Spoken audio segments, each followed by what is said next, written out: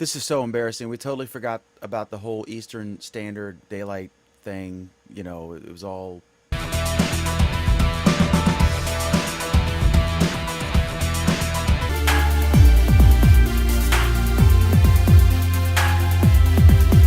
Everyone, sign in the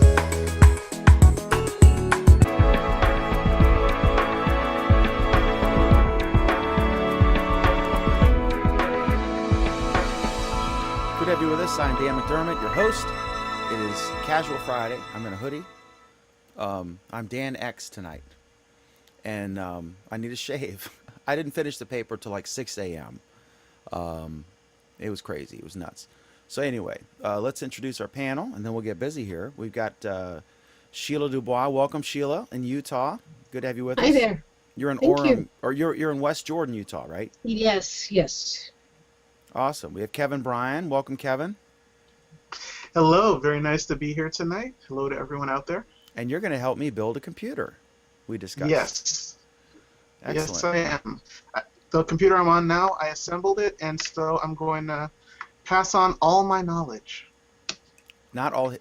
Well, he's going to tell me everything I know. He's not going to tell me everything he knows. He's going to hold out a little bit, so his computers will be better. Is your computer FCC licensed, Mr. Bryan? Just kidding. You don't have to do that unless you're my selling Fifth it. Amendment rights. All right. Cadeas Kalut joins us from Newport Beach, California. And Alan Furstenberg will be joining us shortly from New York, I think. I'm not sure where he is, to be honest. Okay, so our first story is this. Who saw the YouTube thing with President Obama? Any of you guys? Did you see it, Kevin? I think you I did. saw part of it. Yeah, I saw a piece of it. I kind of skimmed through the video, but I was really surprised that they decided to have that video at all. That was the coolest part of it to me, because it opened him up to questions that you wouldn't normally see, and phrased in ways that you wouldn't normally see from a carefully screened interview. It was a lot more open, and it felt a lot more real to me than a lot of the other interviews that you would see with him. So, I mean, kudos to him for even, considering it. That was really wonderful to me. Who's the lady with the green lips? Glozell Green. So That is Glozell. that I saw. I joined the thing midstream because one of my friends on Twitter, from a writer I knew from the Washington Post, he's now in Politico. He tweeted, "OMG." One of the YouTube stars just told the president, asking a question about Cuba, that Castro puts the dick in dictatorship. And I'm like, you don't say that to the president of the United States on live television. And so I was shocked, and I was like, oh man, this is worse than boxers or briefs. And I've softened my tone because I went back and I watched the whole thing. I joined shortly after that. I saw that, right? Because I'd forgotten about it, or I'd gotten back from whatever meeting or whatever it was. And then I watched the whole thing from start to finish. It was very well done. And it definitely, you're right. I mean, he does get unscripted questions. He's done O'Reilly before the Super Bowl, and clearly that's not, O'Reilly's not submitting his questions in advance. But there's a certain decorum, and there's sort of a certain, what O'Reilly's set list is going to be, right? And so he's briefed and ready. But there were questions that the young lady at the end said, I really haven't followed politics much until I was asked to do this. And, what can I say to my other friends that don't find anything you're doing relevant? The government, right? We're worried about college and stuff. And it was sort of a softball question away, but it was the only question that really threw him. And he ended up saying, like, well, when you guys are deciding what movie to see, and you have to debate about it, and you don't just want to let the others choose. You want to have your. I mean, that was the only time he was thrown, I think. But what was your? Well, So you were impressed overall, Kevin? I was, and that was actually a very important question, and I'm glad he got thrown by that because it's one of the most important things that needs to be mentioned about voting in general, which is that a lot of people don't vote at all.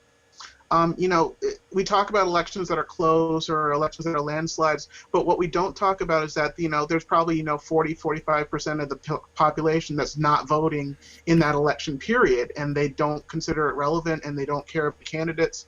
And so I think the most important thing that we need to do is pay attention to those numbers, figure out why people are not engaged, and see what it would take to either get them engaged or for them to make the connection between what voting would do and how it would affect their actual lives. In terms of Glozell, I can give some perspective on her as well because I've seen several of her videos. She has an unusual style, but it's not just craziness. Because she's actually put out a preview video where she got a I think a MacBook Air, one of the newer Mac laptops, and she was trying to get onto the internet and she couldn't do it, and so she ended up basically busting up the entire MacBook Air like the day she got it. Oh my God! Like literally with a hammer, just busting on this MacBook Air. And she even got another YouTuber to check out the laptop, and he was like, "Yeah, she really did this." He was like, "I can't get it on the internet," and so she actually had another video where she took in the Mac and into the Apple Store and tried to have it either repaired or replaced. But and does she wear the green lipstick all the time? Yes, that's her trademark. She likes using the color green, and she does that. She uses that in her videos a lot as well. But it's not just craziness that she puts in her videos. Some of it is attention grabbing, but there's some substance behind some of the stuff she does as well. And so I was really glad that she got to do the interview as well because she will be willing to ask questions in an unusual way and phrase it a lot differently than you would normally see from any other interviewer. But it's a real question about Cuba, so and it's she's an also interesting got way 5 million fans, and clearly this did draw. I mean, all three of these are prominent YouTubers with an audience. This all gets back to the administration's attempts to reach young people. He went on Between Two Ferns, which was absolutely hilarious, and very well done. I don't know how much of it was scripted or what have you, but the president's funny. Like the thing in the State of the Union when the Republicans were trolling him. He said, I will not be running for a campaign again, or whatever he said. And then some started clapping, and he said, that's because I won both times or something, right?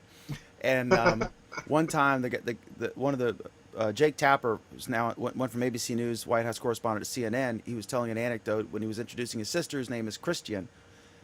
To her, he said, "Mr. President, this is my sister Christian." And he said, "Hello, I'm a Muslim," so he's quick, but I think he handled himself well. I was critical initially, and then about that question, but then that was the forum, and he invited it. Alan, I want to go to you on this. What does this tell us? Another thing about this, obviously, this administration gets the internet far better than any previous administration has. But to be fair, the internet is a bigger deal now than it ever has been.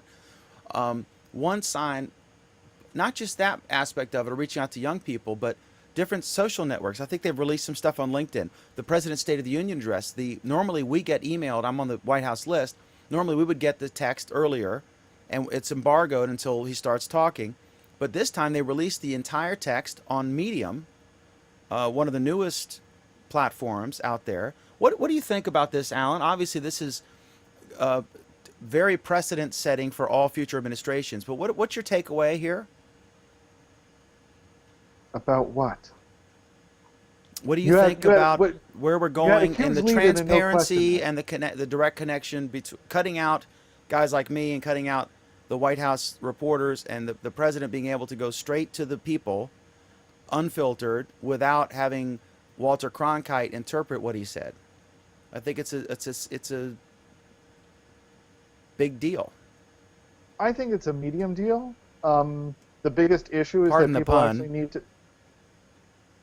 What was that? I now need to pad this while you're walking away. Is that what you just said? No, I said pardon the pun because I just said he released his State of the Union speech on Medium. And you said it's a medium deal. I was just not funny, obviously. So go ahead. Right. I think it still requires people to actually be paying attention when he says something. As Kevin noted, we still have an incredibly low turnout rate. And we've had, he's been doing this now for a while. I think it also depends on how it gets used and how it gets abused. I think it's, there's potential. I think it's good, and it's good that there's potential, but, we'll see. One of the things I found most interesting about it, however, was listening to the BBC coverage of it, and they really liked hyping up the fact that, now there are these things called vloggers, and I'm like, Oh my God. you realize that vlogging has been around for, 15 years? So, yeah, that's the BBC for you. Sheila, did you get a chance to watch some of this?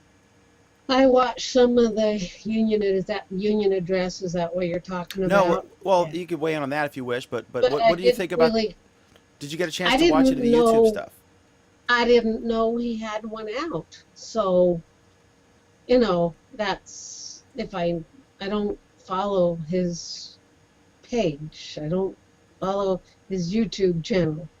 So, there's not much I can say there. Cybernaut just commented, "Is Dan McDermott on work release?" I was up till 6 a.m. on my paper, and I'm very tired. So, Yes, he is on work release. did Friday Cadeas, did you night. get a chance to check this out at all? I will have to check it out now. Then I will report back to you. Absolutely. Cadeas, did you get a shot at any thoughts on the president doing YouTube stuff, or this? Nah, I specific totally thing? missed it. Okay. Actually, my personal thought, even though I haven't seen it, and he did a YouTube channel, and he's letting people comment on his video without scripted, like you say, scripted comments. I think that's very good. For people to be able to say what's on their mind without having to worry about, okay, is this, you know what I mean? Well, it can go both Yes. ways because some of the live It YouTube, can. It can. it was a Yeah, those cesspool. can. Yeah, it was a cesspool on YouTube. Stuff like Heil Hitler and all kinds of crazy Oh stuff. yeah, that can get really nasty. Yeah, yeah. YouTube But- is alive and well.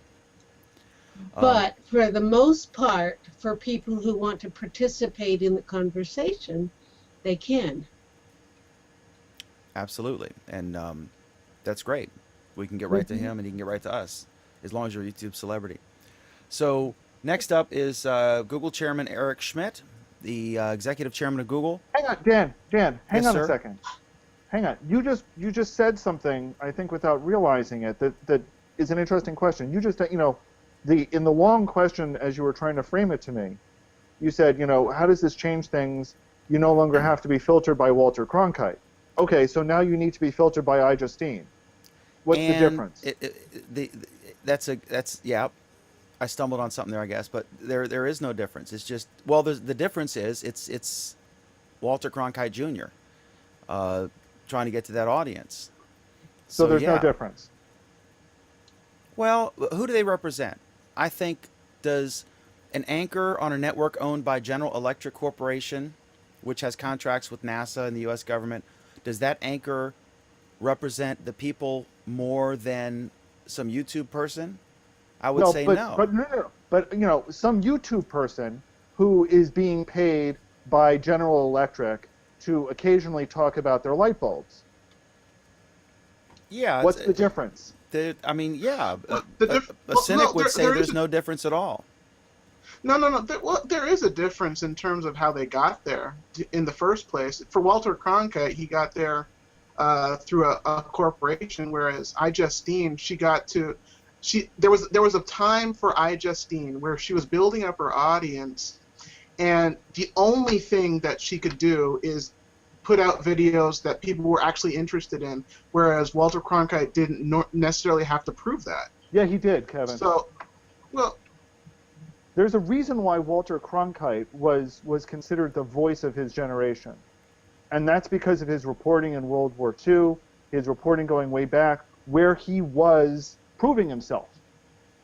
For every Walter Cronkite, there were tons of other reporters who didn't make it there.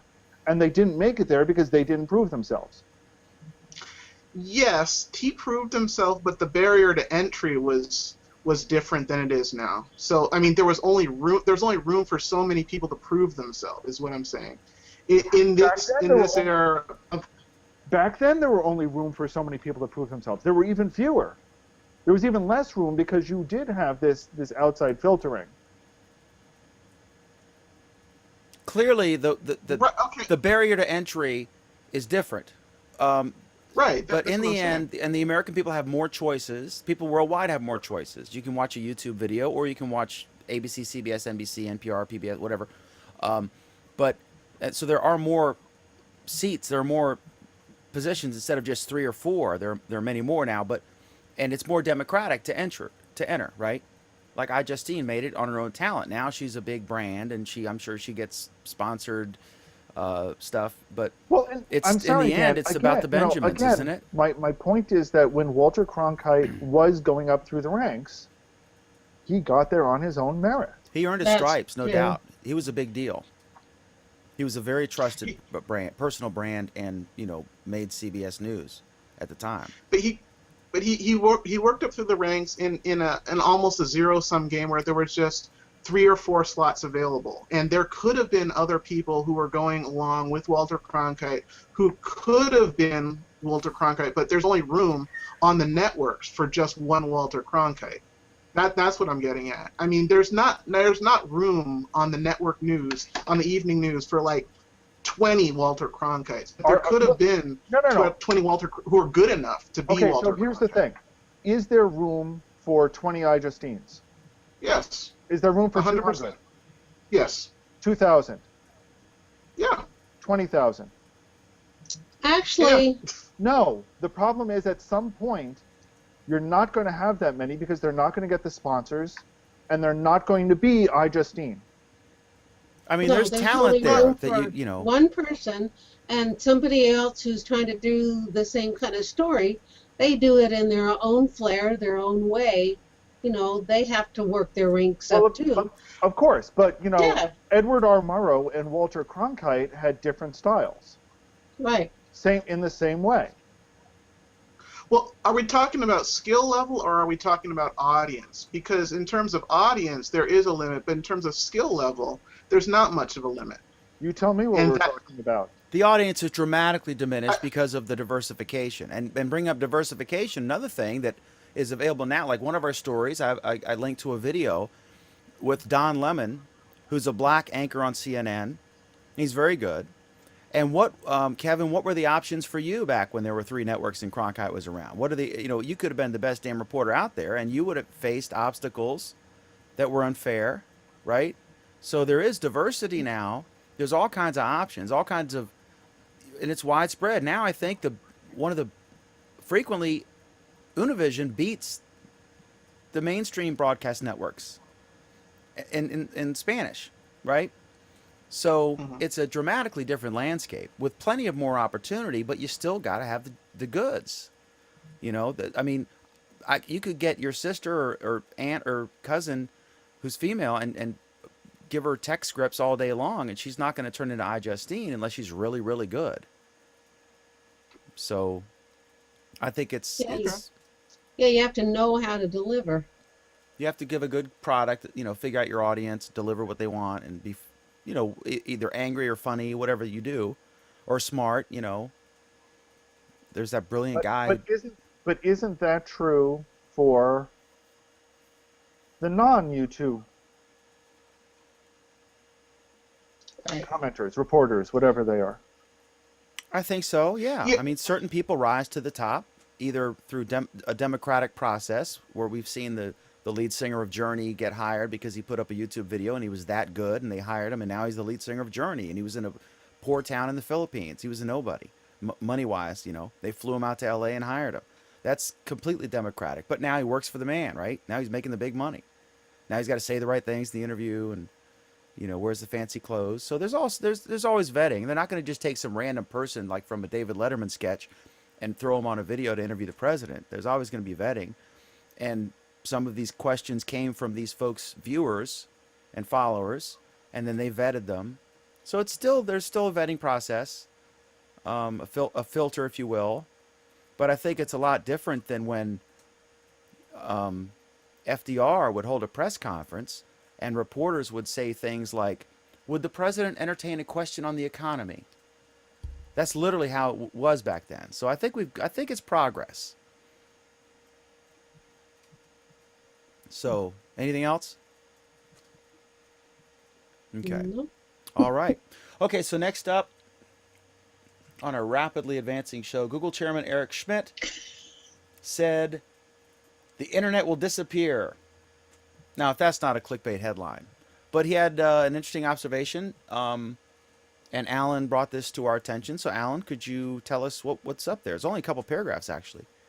Yeah, it really was. But in a panel at Davos, talking about future of technology, one of his comments was that, and this is possibly one of the smartest things he's ever said.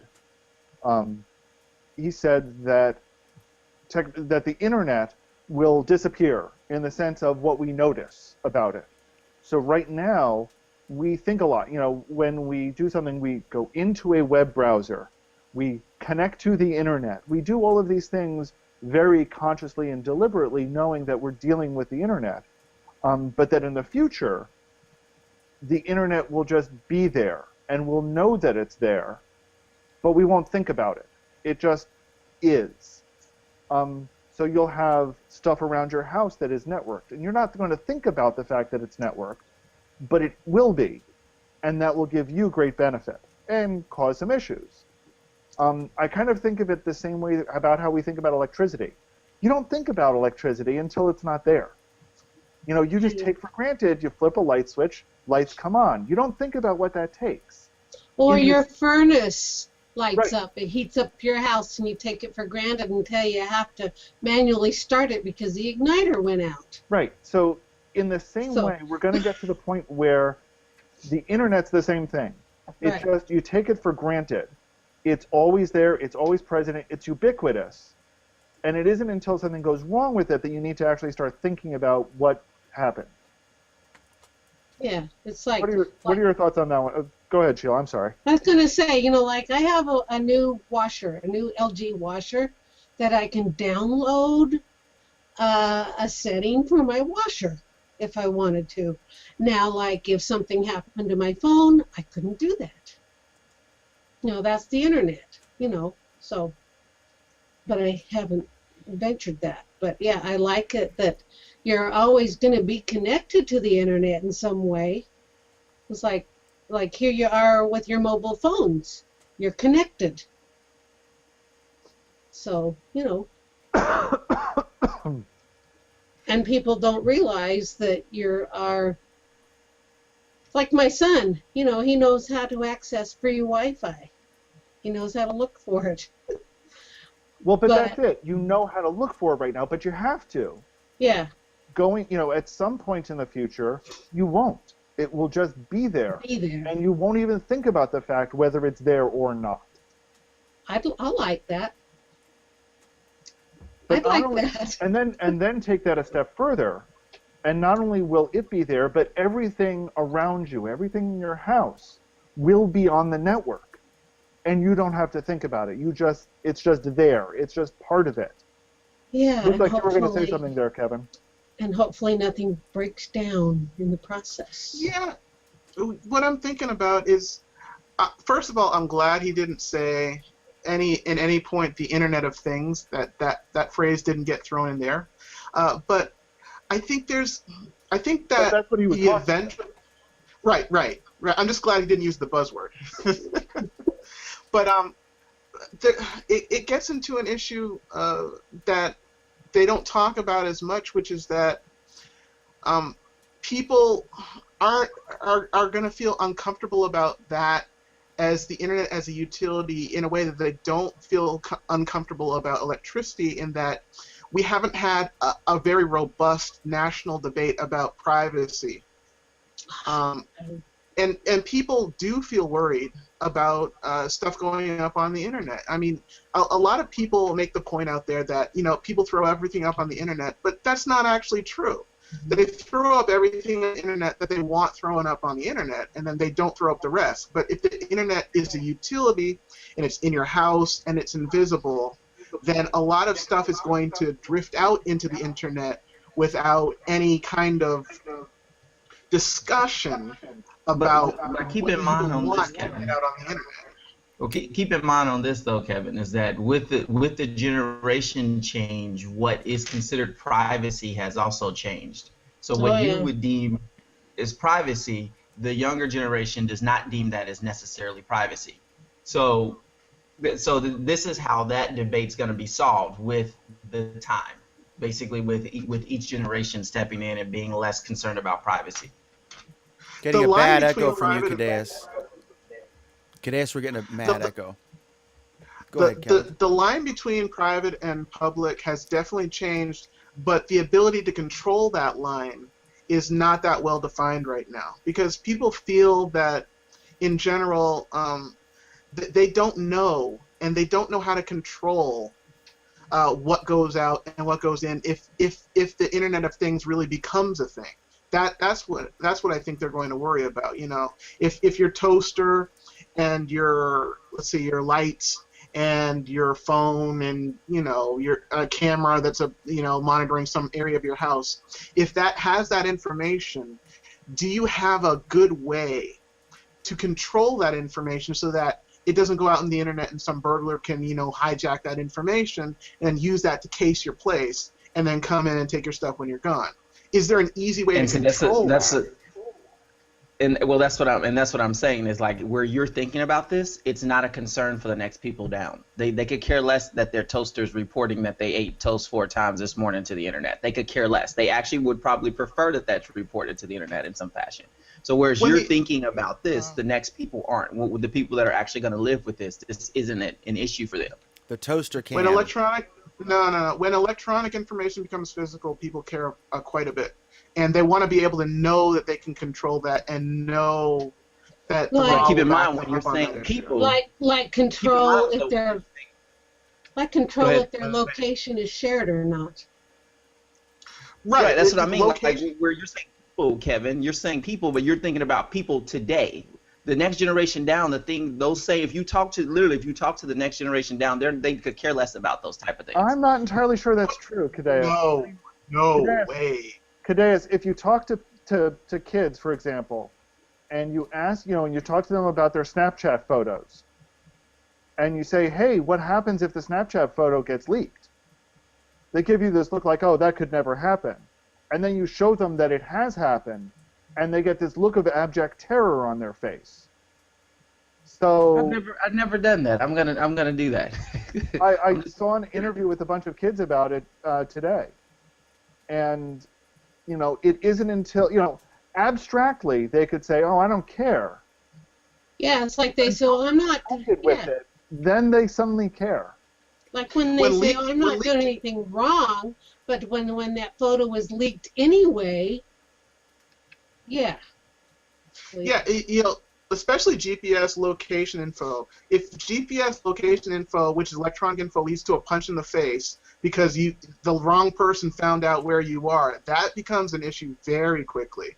Right. And people don't really feel that they have good control over those things. That's really what they're worried about. They're not even worried about that information being out there, but they want to know that if they have a problem, they can shut off that flow.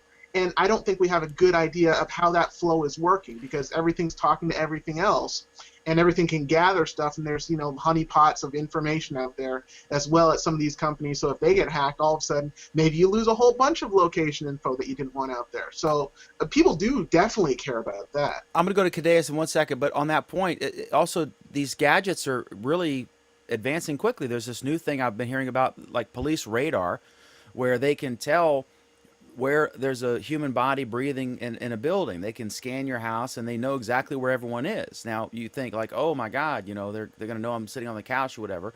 But then if your parents' house is on fire and the fire department can find out, are there any living people in there and where are they? And they know where to find them. That's a good thing. Yes, it is. Kadeas, go ahead. What you got?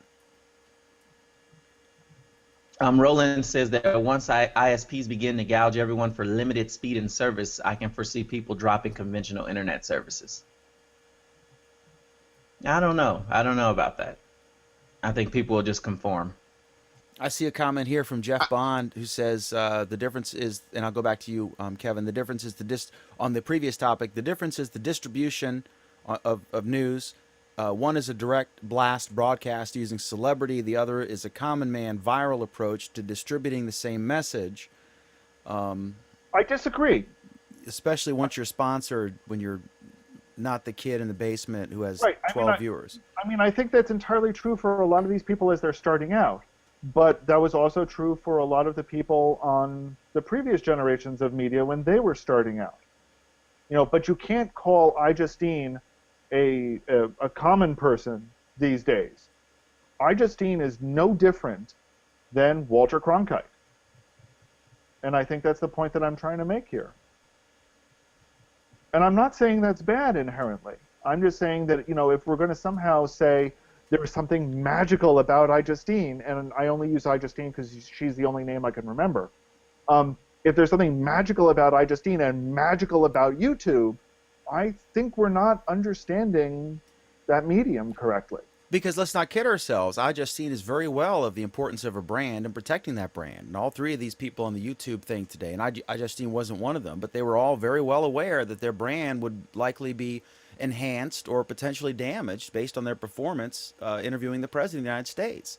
And whether it's iJustine, who might be sponsored by Netflix, or Walter Cronkite, who might have been sponsored by Marlboro, the effect is kind of the same. Kevin, you want to say something? We probably caused you to lose your train of thought by now. Partially, but all I was going to really say was I lost my train of thought. You're actually right. So Well, let's just move. Alan is also right because David comments, Alan, right on the money. I think that's Been a That's while a good since I point got to an move Alan on. is right comment. a double meeting. And then let me see here. A couple other comments here. Is the YouTube chat broken or does no one use it anymore? It wasn't broken during the president's thing today. I posted a screen capture, which is just disgusting. Cybernaut, the default save to location in Windows 8 is SkyDrive, not a place where I may want my financial data, secret recipe, diary entry to be stored, says Cy. Or maybe it is, Cy. I mean, we get to the old convenience thing. I like nice things. I like Google, and I'll put up with the ads in exchange for getting free search. And, I like Google Now. And my God, they know everything I do on the internet. Which, when you have a house full of kids visiting you, can be a real bad thing. I'm getting all these crazy game notifications now. I'm trying to figure out how to tamp that down. See, Dan, this is where you should have just given them the Chrome box so they could log in using the guest account. I concede. All right. Doesn't matter. I'm still going to hound you over that. Oh, I know. I'm sure. That's why you're here. Helen is right about that. All right. Next up is post ads. This is kind of a meh topic to me. Now you can include polls and your related posts in an ad. Post ads is a thing where you can actually embed, or you can pay to have your Google Plus post embedded in the Google ad network and pay by click, I guess. And here's a poll from the European Parliament. Didn't you have an experience with post ads, Dan? Yeah. Funny you should mention. I did have an experience with post ads. My experience was one of the Googlers. Now anybody can promote your YouTube live things or your Hangouts with post ads.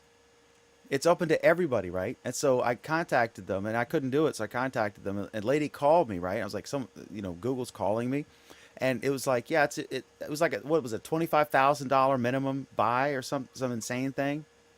So I said, well, anybody can do it now, So yeah, my experience was negative. I don't know if I've ever seen a post ad.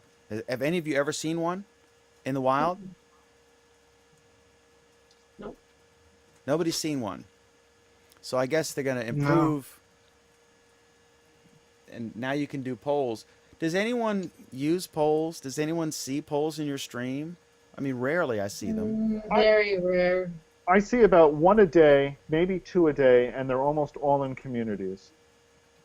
Yeah, I Yeah, could see I've seen a there. couple too. I could see You know, communities. I don't always do polls. Some of the polls I see are not of my interest, so I don't play along. But as I predicted when they came out, we'd start seeing, we'd see them, they'd dwindle down to one or two a day, and it would be the feature that nobody cared about. It's a step above the snow that they were adding to pictures for a while. No, the snow was better. I like the Oh, snow. wow. I Really? love the snow on my pictures. Come on.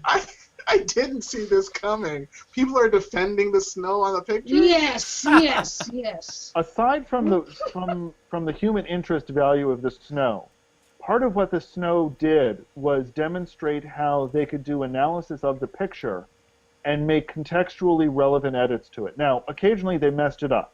I think the pictures of snowing on the beach was really funny. Yeah, Um, yeah, really. But for the most part, it tended to decorate pictures of snow with Exactly. snow.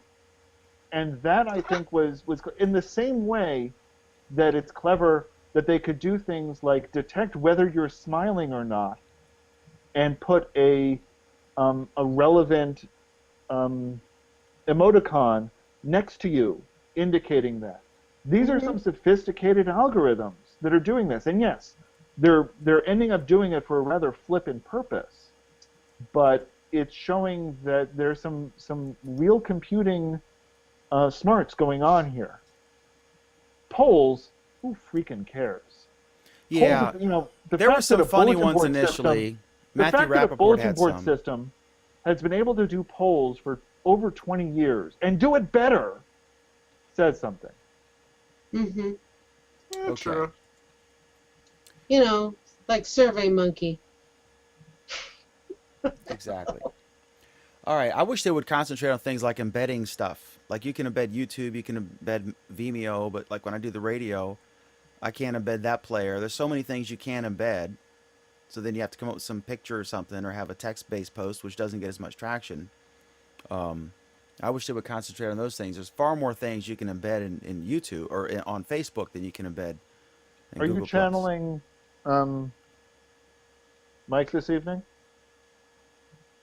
Michael Ellis? Because that's usually his argument.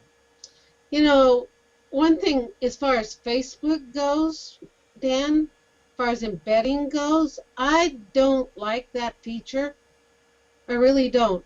Because people are embedding a YouTube video as if it's, and then it comes across as their own video. It's not giving credit to where credit's due. It's not as prominent. I get you there, but it's kind of neat how it auto plays with no audio. So you see the video as you're going down. It would be challenging if you were in a limited bandwidth situation. I turned the autoplay off. Gotcha. All right, so I saw this today. This was interesting. I saw this tweet from some guy in, I guess, in Crimea, or no, some of his colleagues are in Crimea, and this is a photo on a screen cap from Twitter, and it's from Paul Berry from Team Reboot. He says, "I just got this from Google, cutting off access to Gmail for our employees in Crimea. This is terrible. Who's writing about it?" And so I posted this actual tweet on my stream, and it says, "Urgent Google Apps access from Crimea will be terminated. Dear Google Apps customer, it appears that users from your domain may have accessed Google Apps from within Crimea over the last 2 weeks, etc., etc. So bye." And the deal with this is these are international sanctions that have been leveled against the Crimea because of the takeover by Russia. And I just want to see if you guys had any thoughts on this, because we are opening up to Cuba because the president says, if you tried something for 50 years and it doesn't work, let's try something different.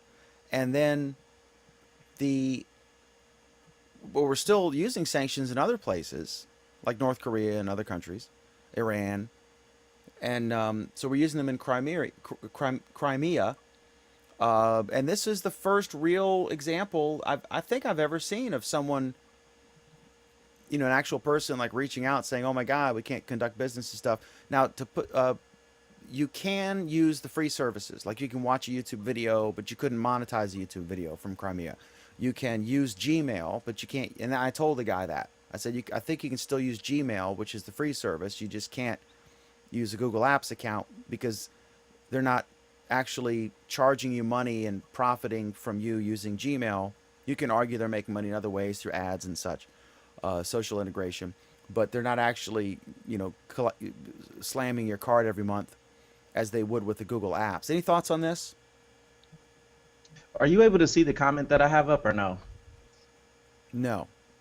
No. Okay. Am I just flipping sides left and right? No, you're. Yes.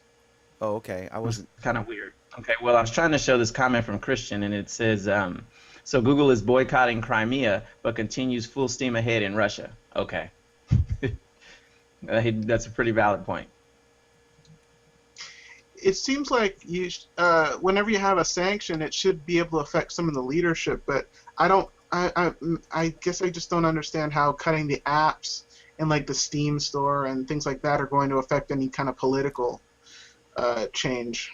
That's the only thing I see about this. Because the leadership aren't using, or are using these services to offshore things. At least that would be one of the arguments. Well, through the Play Store and like the App Store? Potentially, yes. I mean, they're not going to be using the domestic ones because those are riddled with viruses.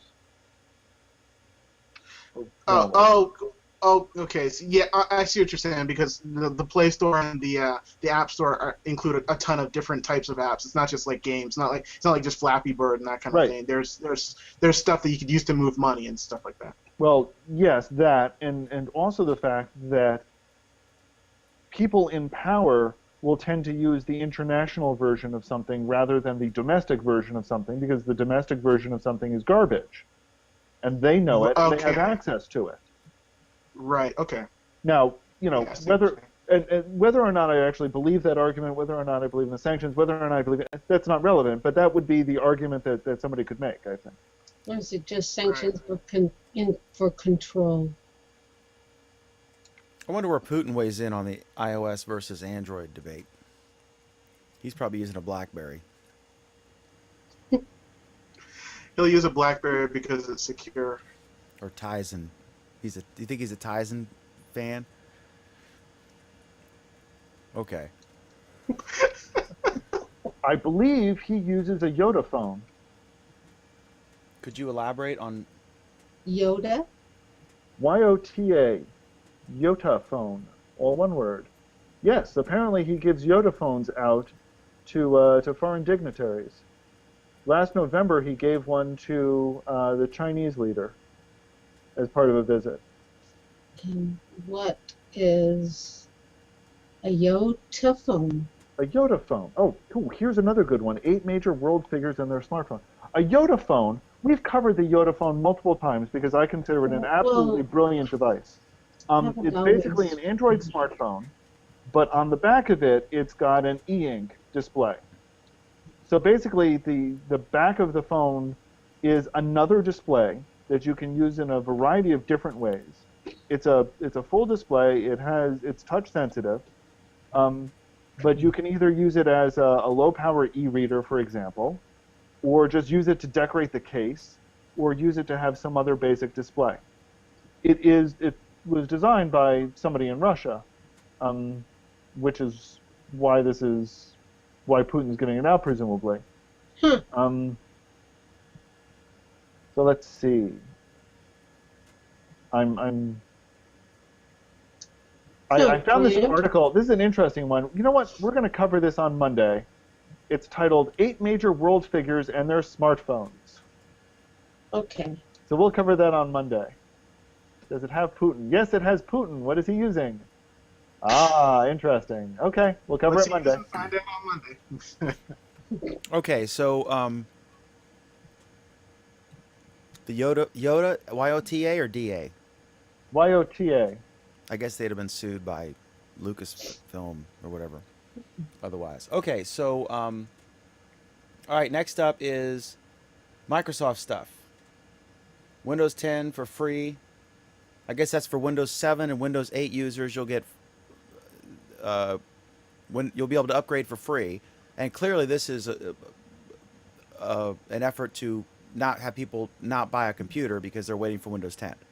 So go ahead and buy the That's correct. computer. Is that what it is? Well, Isn't that free for a year and then you have to pay?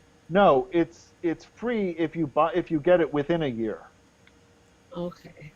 So All right. basically, it's urging people to upgrade as quickly as possible. Isn't it, to clarify, Alan, isn't it from the time Windows 10 is released to the public, there'll be a 1 year period where you can upgrade for free? Is that what it is? So there's no reason to not Yes. buy a Windows computer now. That's what they're after. I mean, that's the point of this here, to not have Well, a pause. that's part of the point of it. The other part of the point of it is to say, hey, those of you who have been, who have been afraid to upgrade and are holding out on these old versions, we want you to upgrade so badly, and we want you to do it as quickly as possible that we'll give it to you for free within the first year. But after that, you're going to have to pay. So if you want to upgrade, you need to do it now. Otherwise, you're going to have to fork over money to upgrade later. Well, gee, they ought to ask Windows 7 to upgrade. No, I'll stick Yes. with what I got. Yes, What? it's for Windows 7 and Windows 8. Yes, Yeah, if you have Windows, okay. I have Windows 7 now, but I've had it for a while. So I wouldn't be able to get a free Windows 10 because I Yes, can't. yes, you will. yes, that's exactly what it's saying. That's what we're saying. Okay, all right. So if I went to go to 10 and I did not like it, could I revert back to 7? No. Oh, Are you sure? Even if you have your original DVD or whatever, the disc. your discs? Probably you could, yes. Because how can it's like is 10 supposed to be better than 8? How many Windows No. 7 computers could run 10? Probably most of them. They really haven't changed the hardware specs much in 5 years or so. So it's mainly a UI thing. Yeah, but then I hear people saying they really don't like 8, but then some people say they love 8. But then again, when they're saying get it for free, then how buggy is it? Is it? I'm It's sure. not released yet, so how buggy is 7 and 8? Well, 7 can be buggy. Yeah. Was the big And beef for against 8 touch versus mouse driven interfaces similar to Steve Jobs' gripes against Flash? Yeah, I mean, Jobs' gripes against Flash where their Flash sucks. Agreed. There, yeah, we're all on that same page. Kevin? no, I was just gonna say, the biggest problem with Windows 8 was just the different interface. It just looks so much different, and they merged two different styles: the touch screen and the regular Windows style, which they couldn't get away from because there was too much inertia around that. Too many people were used to it. Too many Yeah. IT departments would have to train people if they completely moved away from that interface. But honestly, to me, there's a lot of complaints about Windows 8. I like Windows 8, and I bet I'm gonna like Windows 10 even better. Do you have a To touch me, screen? it's more. I don't use a touch screen on my desktop though. I don't like touch screens unless it's No, on and- my tablet. But Yeah, and them mixing it was kind of insane the way they did because it looks so weird and it doesn't really work on the desktop. But it's also something that they had to do in order to move at least a little bit forward. I mean, they had to do something with touch and do something to make them stand out. So they did something, so I give them credit for that. But I'm betting Windows 10 will be even better. But personally, I like all of them. I like 7, I like 8. I bet I'm gonna like 10. What do you think about the decision to skip the name 9 to show that we're really sorry about 8? Isn't that talk about? I mean, Some Just as say long as I hear some say that that odd numbers work better than even numbers. but this was clearly distancing themselves from the negative publicity about 8. I think. Well, no, it's really not clear what it was about. I mean, the general consensus is that the odd-numbered versions of Windows are the preferred versions. The even number ones always seem to fail. Or sorry, it's a little more complex than that, but I think the Like Star Trek movies. the truly interesting argument that I've heard about why they skipped Windows 9 was because they did some tests and discovered that there was way too much badly written software out there that was checking for the version string, and if it started with Windows 9, it would go into Windows 95 compatibility mode. Oh, ick. That's a Ick. very bizarre. It's not bizarre. It's what happens when you provide crappy APIs and poor guidance, and you have a pile of people who can't program for shit writing software for you. Yeah, All right. 95. Tell us how 95 you really was feel. bad. At the same time, I like Windows stuff, but I can't say that you're wrong in what you're saying there, Alan. It was their first major advance in a touch, and with a sort of a Transformer Prime type device, and there were some minor bumps on the road. I was actually excited about the Surface. I think we talked about it on the show when they first announced it, when Steve Ballmer, probably covered in sweat, was announcing it. And I thought it was a really good idea, and then when it came out, it was like Hurricane Katrina as far as the press. Unbelievable. Okay. Well, if they want to give me a free 10 version, I might consider it. The Surface is a great machine. Not at that price, but it's a great machine. I think they Yeah, I figured that out, agree. and they're getting hammered by these the price points on the Chrome devices. They got serious game. I keep seeing stories in the news. This whatever city or county school system is going to outfit everybody with Chrome devices, and they're sort of really putting the pressure on. But I don't know if it would be something business, enterprise would consider an option. Okay, so next up is this story I saw. It's kind of interesting, and it gets into the whole Snowden debate.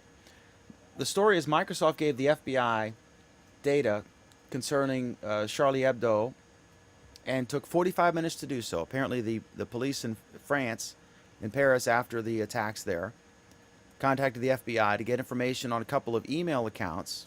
They went to Microsoft, and Microsoft, I'm sure, has a procedure where they have to verify that it's a legitimate source requesting this. This is some sort of legal basis, a warrant, what have you.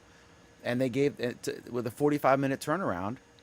They gave them the information, and I think the best argument against, I'm not against law enforcement being able to get data when needed to stop terrorism. I don't think any of us are against that. I'm not thrilled about about the government keeping a whole duplicate set of data to use on a whim or to be abused, and that people like Edward Snowden can just download en masse. It seems like this makes sense, and I'm not an intelligence expert, but it seems like this makes sense, where when the companies, and Microsoft and Google are probably best at knowing how to keep their data and organize it, that when something happens, they have a judge on call 24/7, and they can get whatever legal requirement they need. And when you have the Charlie Hebdo guys, you can get the 6 degrees of separation. Everyone they've called, everyone that person's called, all those people have called, and all that data, and find out what's going on. But any thoughts on this at all, Alan? And this wasn't the thrust of the story, but that was kind of my first reaction to it. You got to remember also, though, there are a lot of people that think 45 minutes is too long. Really? Oh yeah, come on. They want here's it. the, They here's want the it problem. now. Here's the problem, and here's the issue with it in comparison to search warrants, for example. You hear this. I mean, you're a reporter, Dan. So if a police officer is chasing a suspect, and that suspect runs into a building, legally, what can the police officer do? They can follow into the building. Right. Why can they? Well, under what legal justification can they do that? They've seen it. I mean, it's beyond probable cause. They've seen a crime committed, and they've. Well, they haven't necessarily seen a crime committed. Okay, so they're pursuing a suspect, someone who matches the description, someone in a blue shirt and blue jeans and a black hat, and he's 7 feet tall, Come on, and Dan, they follow him into the building. the legal term you're looking for here is hot pursuit. Okay, Okay. correct. Now, so with the Supreme Court, and we're looking at only the U.S. in this particular case, what the U.S. Supreme Court has determined is that a police officer, when acting in hot pursuit, does not need a search warrant to enter a building. Because it's reasonable to assume something is amiss if the person is fleeing law enforcement. Is the Okay. basis. Now, what law enforcement could make an equivalent argument is that where is the online version? You know, if they're in hot pursuit of a subject online, why don't they have the equivalent legal right to do so? Because as in this case, the woman, well, it was before the incident, but the wife of the guy who, the third guy, had fled the country. And they wanted to find out immediately, is she in the country? Where is she? And Turkey was trying to find her, right? Well, and again, that could be argued as a legal hot pursuit type issue. Sure, So, and time is of the essence. In that case, they would say that 45 minutes is too long. Therefore, they need the legal right to have immediate access to that without requiring a court order. That's an excellent argument. Well, and that's where I start having problems with it. You can literally play chess with yourself, and it's Well, a compelling game. I always thought the hot pursuit argument was kind of bogus. No, it's not bogus because the hot pursuit means someone is I'm running sorry, from Dan, law what part of the enforcement. First Amendment don't you remember? I'm pretty familiar with Sorry, it, but Fourth Amendment. unlawful search and seizure. Yeah. It's reasonable to assume that the Supreme Court is held, and that is the ultimate arbiter of what is or isn't constitutional. The Supreme Court has held that if you are fleeing law enforcement, it is reasonable for law enforcement to assume that there's a reason of some nefarious means that you're fleeing them. It may or may not be the case, but that's just like probable cause. You know, if you walked up on Cheech and Chong's van and white smoke billows out and it smells like marijuana, you probably have probable cause to. That's different than going up on a car that doesn't have any visible signs of drugs and saying, let me search the vehicle. But the problem is, it's been extended so that a car that is speeding down the highway, for example, they may think they have they may think that either they have probable cause or that they need to engage this in a hot pursuit scenario. Well, if they do the blue lights and you don't stop and you just keep going and you're jumping off the exit, and The problem is if you do stop, even if you do stop, that they now have, they can now exercise certain rights that they may not necessarily have. and I don't know the extent of that. I can't pull that up off the top of my head. I don't know Right, if and they can neither like can I, open your which is trunk why at that I'm point, hedging or that one a little bit. and we just got into this crazy thing last week where we talked about they could just seize your money, and I wasn't aware of the extent of that. And the DOJ is going to rein that in to a certain degree. Any other thoughts on this topic? No. What do you think about haven't thoughts, HoloLens, but- Alan? What do I think about what? HoloLens. Oh yeah, HoloLens. HoloLens. I think, it's interesting. I've seen a lot of people talking about it, and just about everyone says, see, Microsoft's releasing their own Google Glass. And I'm like, no. You totally don't get what either of those products are if you think that's what they did here. I mean, as an augmented reality device, it's interesting. I'm I'm skeptical. I'm honestly skeptical if they can pull off the rapid rendition in such a way as to not cause visual overload, or not visual overload, visual cognitive recognition problems. I'm dubious about that.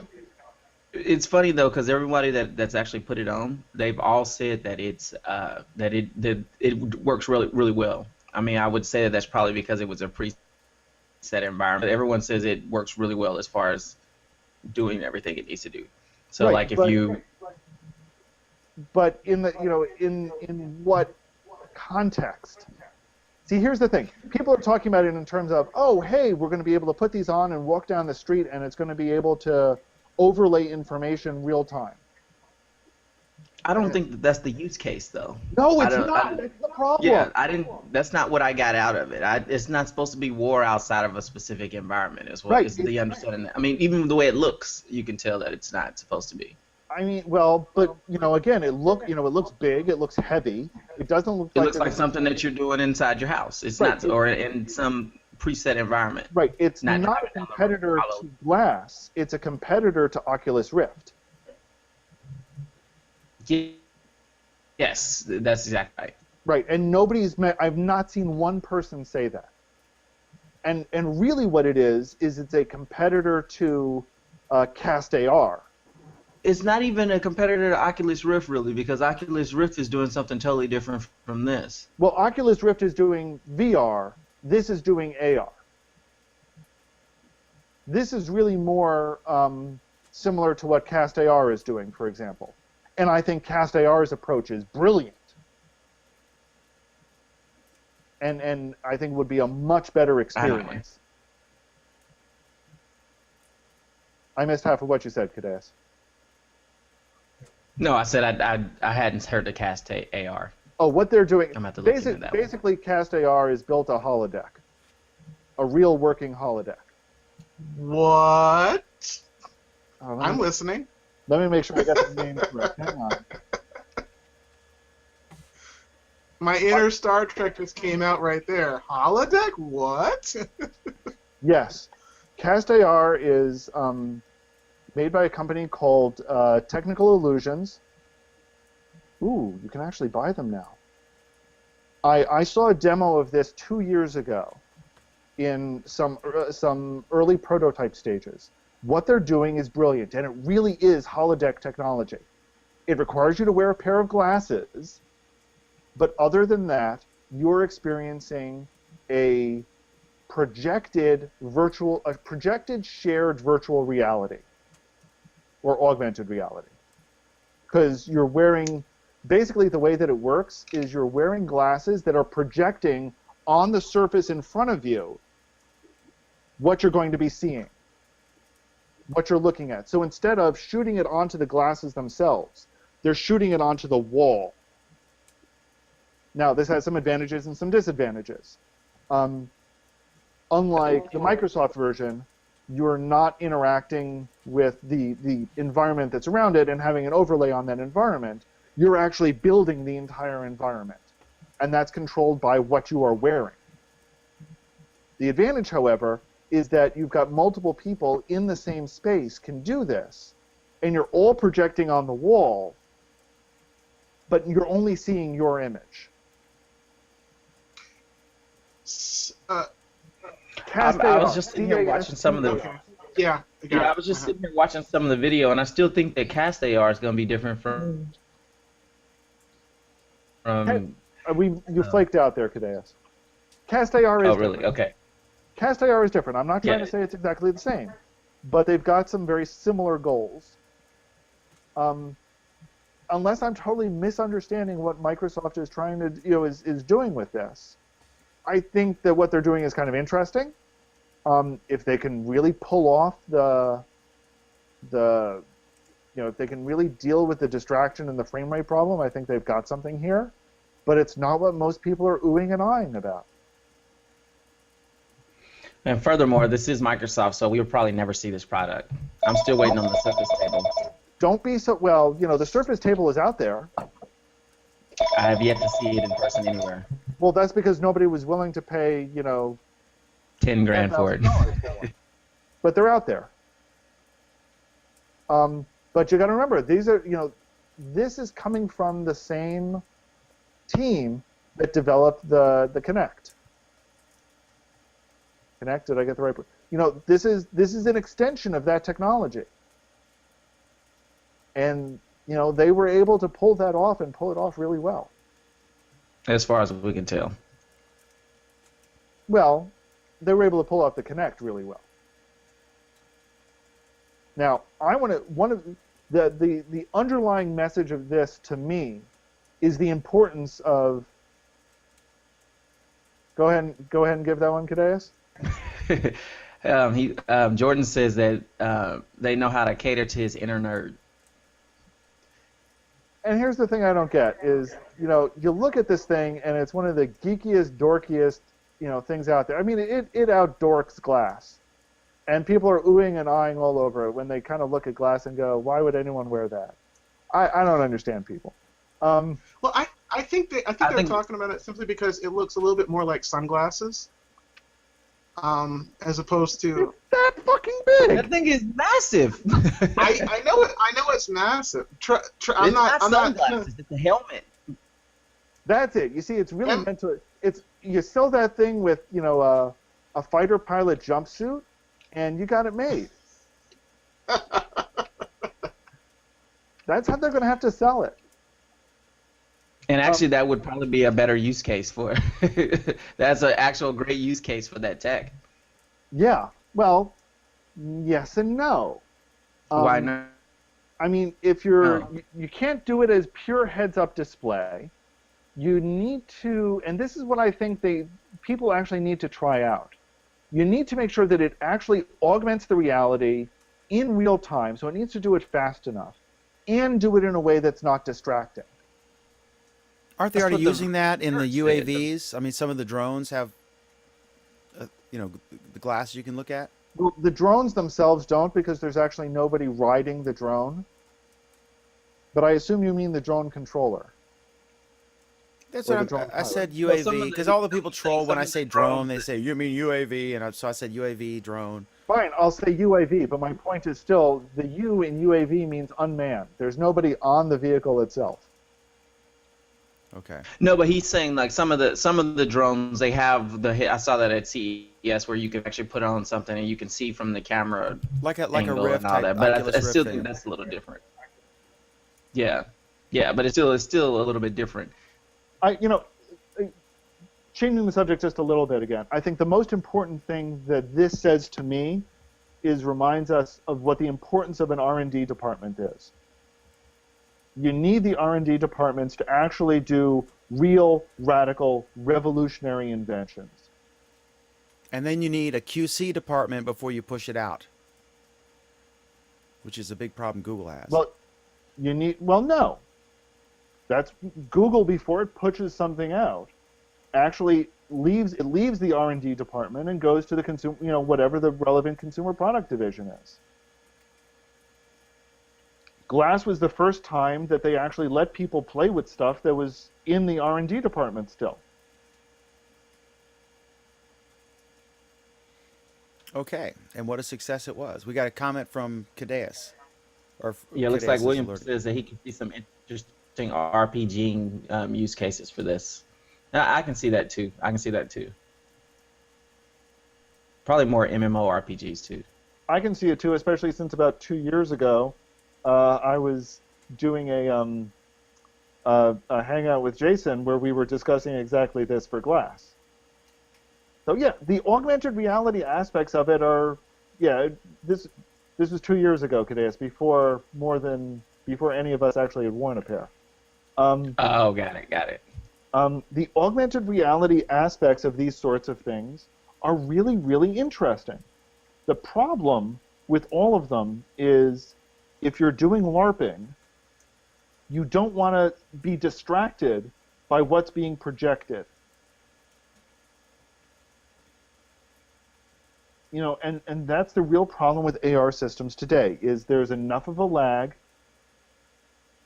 there's enough of poor rendering that it doesn't trick the eye and the brain well enough yet. If Hollow tricks the eye and brain well enough, that's awesome. Have you seen Oculus Rift? Do you say Oculus Rift struggles with this? Because I don't think it does. I have not used an Oculus Rift, so I can't honestly speak to it. But And I know The Verge was also saying. But here's the thing: Oculus Rift is not AR. Oculus Rift is VR. That's right. VR, That's right. VR can play different tricks because it doesn't need to overlay what's going on. It can just present a whole new version of it. So it has different algorithms and different tricks that it can play. Now, everybody that's on The Verge that was able to try to use it, they were saying that it's 100%. There's no lag. It moves right when you move to the left. It sits perfectly. They described it as if it works perfectly. So, I mean, I guess we just gotta get some time with it. Okay, so let me make a quick, an important point that Cy mentioned on one of our previous topics about the Google and PayPal are now enforcing the sanctions against Crimea. It is not these are U.S. sanctions. Actually, to add to that, these are international sanctions. So the governments are enforcing this. This is not Google is unilaterally deciding to do this. So regardless of what your opinion is, it's important to note that this is a decision that the U.S. government has directed companies to do. And Cy also about the Microsoft version numbers. So a date with 7 of 9 is not out of the question. Interesting. Definitely my favorite Star Trek character. And a Google Plus user. Let me see. We got one more here. Alan says, Cy, saved me a lot of typing there. Alan's very handy. What he doesn't have in his encyclopedic brain, he can very quickly bring up. Okay, so next up is... yes, it's called Google. Indeed. Quick question, since Alan changed the topic a couple times. Does anyone think that Tom Brady wouldn't have known if 11 of 12 footballs were deflated from the time, and it wouldn't have been done at his direction? And one of the anchors on CNN said, "Oh, well, it's just because he's so dreamy that no one thinks he would do that." Does anyone think that this could just be some random happening without the quarterback specifically directing it? They're going to screw with his footballs after. Oh my God! Here we go.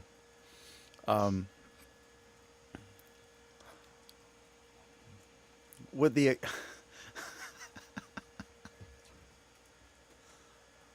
The audience can't see it, but the rest of us are cracking up right now. Yeah, they can.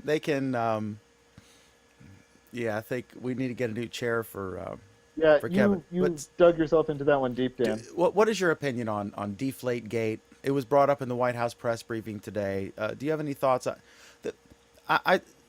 Who's the Dallas quarterback? The famous Dallas quarterback, Troy Aikman, and others have weighed in and said there's no way in hell, because they specifically tailor all that stuff directly to the wishes of the quarterback, because he's throwing the ball and he needs to be able to do that. Does anyone think that Tom Brady wouldn't have known if these were deflated? And I think the regulation is 12.5 to 14.5. I think they were deflated, 2 ounces or whatever. So it was a pretty significant thing. And somebody else was saying how, like, a basketball player, if you move that net a millimeter, they'd know. You know what I mean? A pro basketball player. That's what they do all day. They throw footballs. They know what it feels like. And then he's previously said, I think, that he liked, less is more. And then he's like, Kevin, what do you think? I mean, are you buying his excuse, which they'll likely get away with? Ultimately, I think it doesn't matter that much, just because of the score. In terms of did he notice, I don't see how he couldn't have.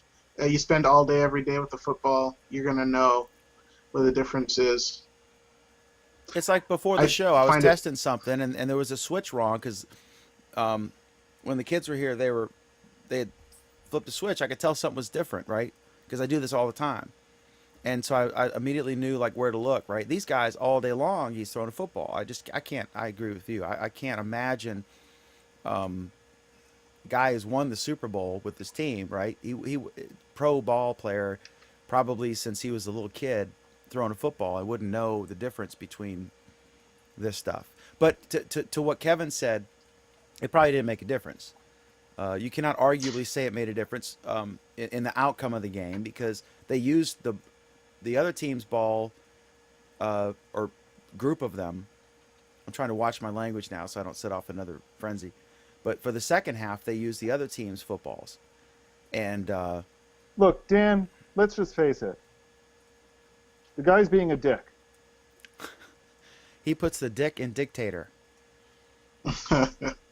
Well, the other fact is that you're asking the one group of people who probably don't care about football at all. Unlike the president, we are not glued to Sports Center. Yeah, I'm glued to Sports Center. That's what I am. Okay, so something that could arguably be called. Oh, we got a comment from Cadeas. Go ahead, Cadeas.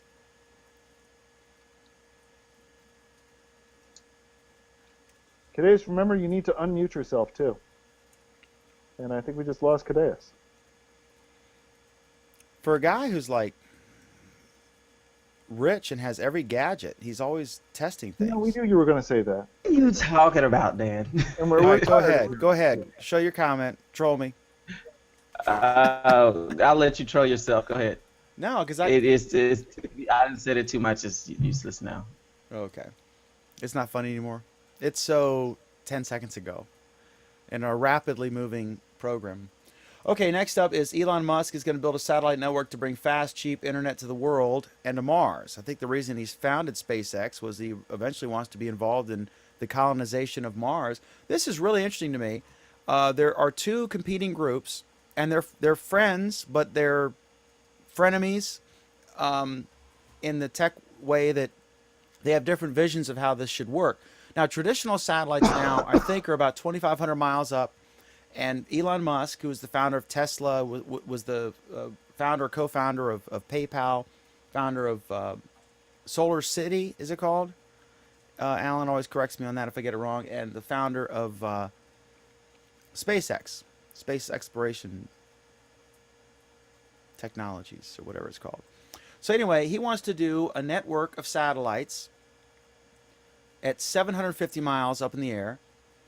And he claims that they could deliver speeds as fast or faster than Google Fiber gigabit, and that light travels faster in a space vacuum.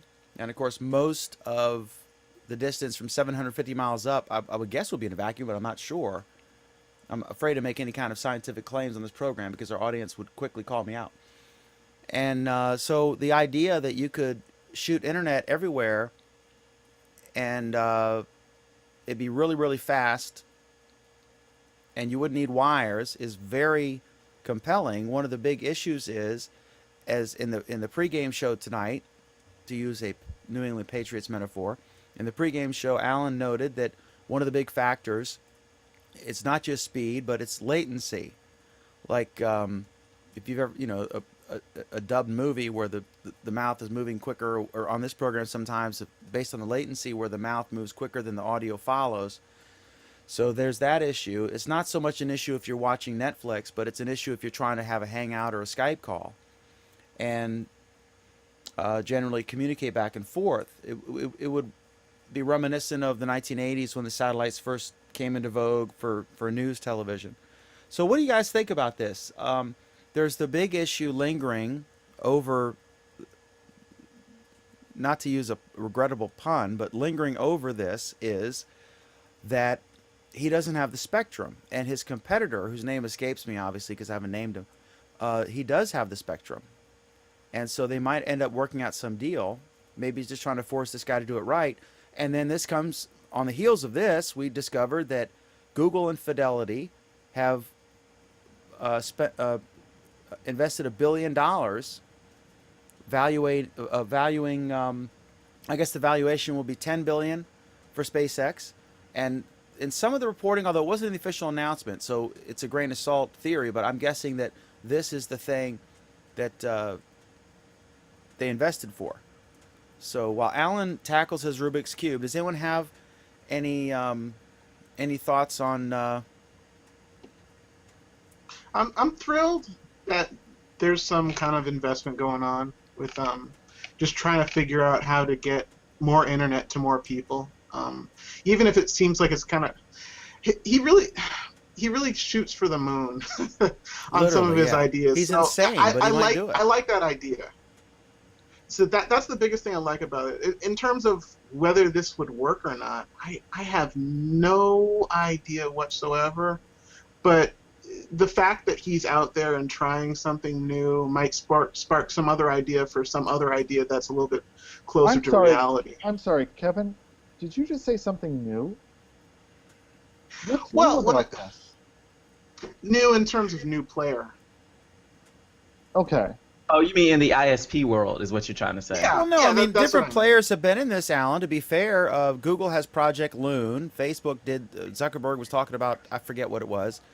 There's this other We're company talking that wants about to and do doing it. is two different things, though. But the the big difference between no, Google no, and Mark hang on, Zuckerberg hang on. is that Elon is actually shooting stuff into space, and he has contracts with NASA, and he just settled with the U.S. Air Force and withdrew his But lawsuit. So what? So I mean, he's Getting got some stuff into game. space is not, it's not that difficult. I couldn't do it, but it's not like there aren't plenty of ways to get a satellite into space. If And you I want swear to to. God, one of my favorite answer, and I think he did an I don't know if it was on TV or if it was in the Reddit AMA he did. Someone asked him, "How'd you learn how to do rockets?" Right? And he says, "Oh, I did a lot of reading and I talked to some people." I thought that was badass. He really is the Henry Ford of our generation. Did you have a comment you wanted to put up there, Cadeas? Before we continue with this Go ahead and topic? put that up, Cadeas, because it agrees with me. I don't understand. Satellite internet access sucks. The latency's too high. Why would I want satellite internet access instead of or is this for everyone else?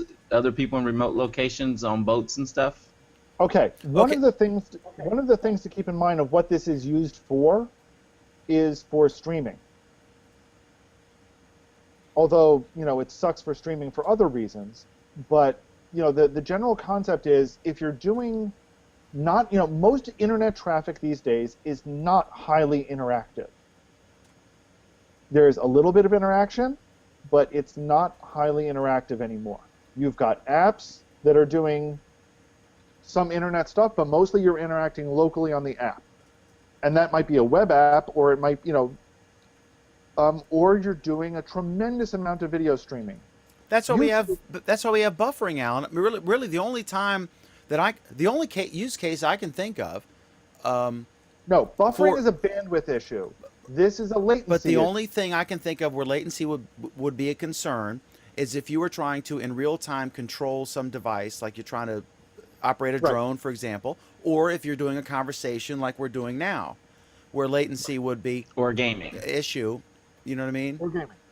Or gaming, correct? Yeah. I mean, there are a number of scenarios where the latency is bad, but those are relatively speaking something of a minority these days in the internet. But I'll be honest, I don't understand why he thinks this is a good idea either, because the latency does suck. But the latency of 25,000 mile up in the air satellite sucks. We don't know if technology improves. I mean, we've gone from landlines to my Note 2. We have this little thing called the speed of light. And he says that it goes 40% faster in a space vacuum, although it would be the same effect for the existing satellites. But if you can put them 750 miles up versus 2,500 miles up, that's a significant difference. And I know that, we have hangouts where I've talked to Brad in a hangout. I've talked to Jason Salas in Guam, and they're pretty much real time. That's because they're not using satellites. There's a cable to Guam? Hell yeah. Oh, well, I didn't know that. There's cables all over the world. A rare Dan fail. I mean, that's the thing, is that fiber optic cables, on the seabed are much faster than shooting stuff up into space. What's to And then- stop Yeah, it is some kinda troll from cutting them? What was that? What's to stop some troll from cutting the cable? What's to stop some shark from cutting the cable? And we have this problem all the time. My dad ran the cable TV network as a sideline volunteer project when we were in Liberia, and the biggest problem we had was ants. Ants would eat through the cable. Apparently, they're delicious. I didn't know that. You go there's some good video out there that Google has of sharks eating their fiber. I don't think that's covered by Progressive or Geico. But this is why Project Loon took a totally different approach. Loon has the approach of being much, much lower. And because of that, you don't have as bad a latency problem. Now, I'd need to go do the math and see just how bad the latency is. But the fact that you're not shooting it out into space and then shooting it back, shooting it out into space and shooting it back gives you a round-trip latency time of about a second. Maybe it was a touch more or a touch less, but I'm pretty sure it's about a second. That's the rule of thumb. That's really, really slow. That's bad latency. That's bad latency. I think when Chi was on this program, he said you need to be kind of below 20, right? 20 milliseconds. Certainly for a lot of applications, you need really, really good latency. So a Go ahead, Cadell. 1,000 millisecond latency is more than 20. Yeah. I'm thinking. Good math there, Dan.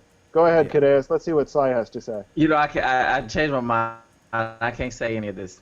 I started saying it. Low orbit I don't know iridium. what The the heck. technology Low orbit is not iridium. in any way new. keep it up. Keep it up. Low orbit iridium. The technology is not in any way new. The goal is to get access to places that have none. Latency is a reality, but not really an issue. Right, Yes. and again, Cadeas is not here for his phonetic abilities. He's here for his cool factor. and again, this is what I don't Hey, get hey, about hey, why everyone is saying this is so awesome. Because it's been done. It Sai was makes on a great point Nightline that- when the hostages were in Iran, right? Sai makes the great point that not only has Iridium been done, but it failed. At one of the heights of at the height of the last internet boom, Iridium's going up. But to be and fair, nothing Alan, happened. if it sucks so bad, if it's such a just what we used to call in politics FOS, failure-oriented strategy, if that's the case, why is Google and Fidelity jointly, why are they dumping $1 billion into this company? And why is there a major competitor with Virgin Mobile? Richard Branson is no, moron, and he's got, the guys traditional that air put up flight and Iridium, space experience as well. the guys that put up Iridium were no dummies either, and look what happened to them. And here's the thing: they're trying to address a problem that's a real problem. Okay, and they're trying to do it by saying, latency won't be so bad, and maybe that's true. But, you can't, right now, we don't know how to go faster than the speed of light. But this could be a thing where it could just be like don't. DSL or it could be like satellite dish internet, where, yeah, it sucks compared to your basic cable internet. But if you're on the hill and you don't have the cable wire running to you, it's an option that you can use. But And here's the- I'm sure a North Korean would be very happy with the 1 second latency, to But be here's able the to problem. reach here's the the rest of the issue. world. It's fine to say that we're going to invest all of this money for a chunk of people who don't have internet access today to get internet access. The question, though, is what are those people going to pay for that internet access, or what NGO is going to pay for those people to have internet access? And there's another issue that I think it was Richard Branson brought up in this article, where it was one of those guys, but he said there literally isn't enough space for two of them to do this. And this brings up the question, like, what kind of licensing do you need to fly a satellite over other countries? Is it all based on the country of launch, or how does that work? I mean, do you just have to get it, like, who do you call? Like, yeah, I want to launch a satellite into space. Who do you call? And what if it crashes? What's your liability? How do you control them not hitting into each other and destroying each other and falling down? How does all that work? And do they don't have propellants once they're up there, right? So, like, they're all eventually going to fall. And eventually, isn't one going to fall into the Pentagon or the White House or your house or my house? Most of them have some propellants to do minor course adjustments, but very minor course adjustments. To Almost stay in all of the them- air? What was that? Enough to stay in the air indefinitely until they run out of fuel or Indefinitely? whatever? No. But they're going to fall, and they'll almost always burn up on reentry. And I guess they're specifically designed to burn up on reentry for the reasons I've specified. Well, they're not so much specifically designed so much as, you know, you're not going to make something big enough that isn't going to burn up. I just remember Skylab, right? You're old enough to remember that, maybe. Yeah, I remember it very well, actually. And But we that were, thing, we were all that wondering, thing- you know, where's it going to land? But that thing was way, way bigger than most satellites that we're talking about. And they only recovered a few fragments of it. And it was way earlier technology, which, you know. But who owns this, the rights? I mean, how can you and I just shoot something up there and not coordinate with others? And how do they keep them from bumping into each other?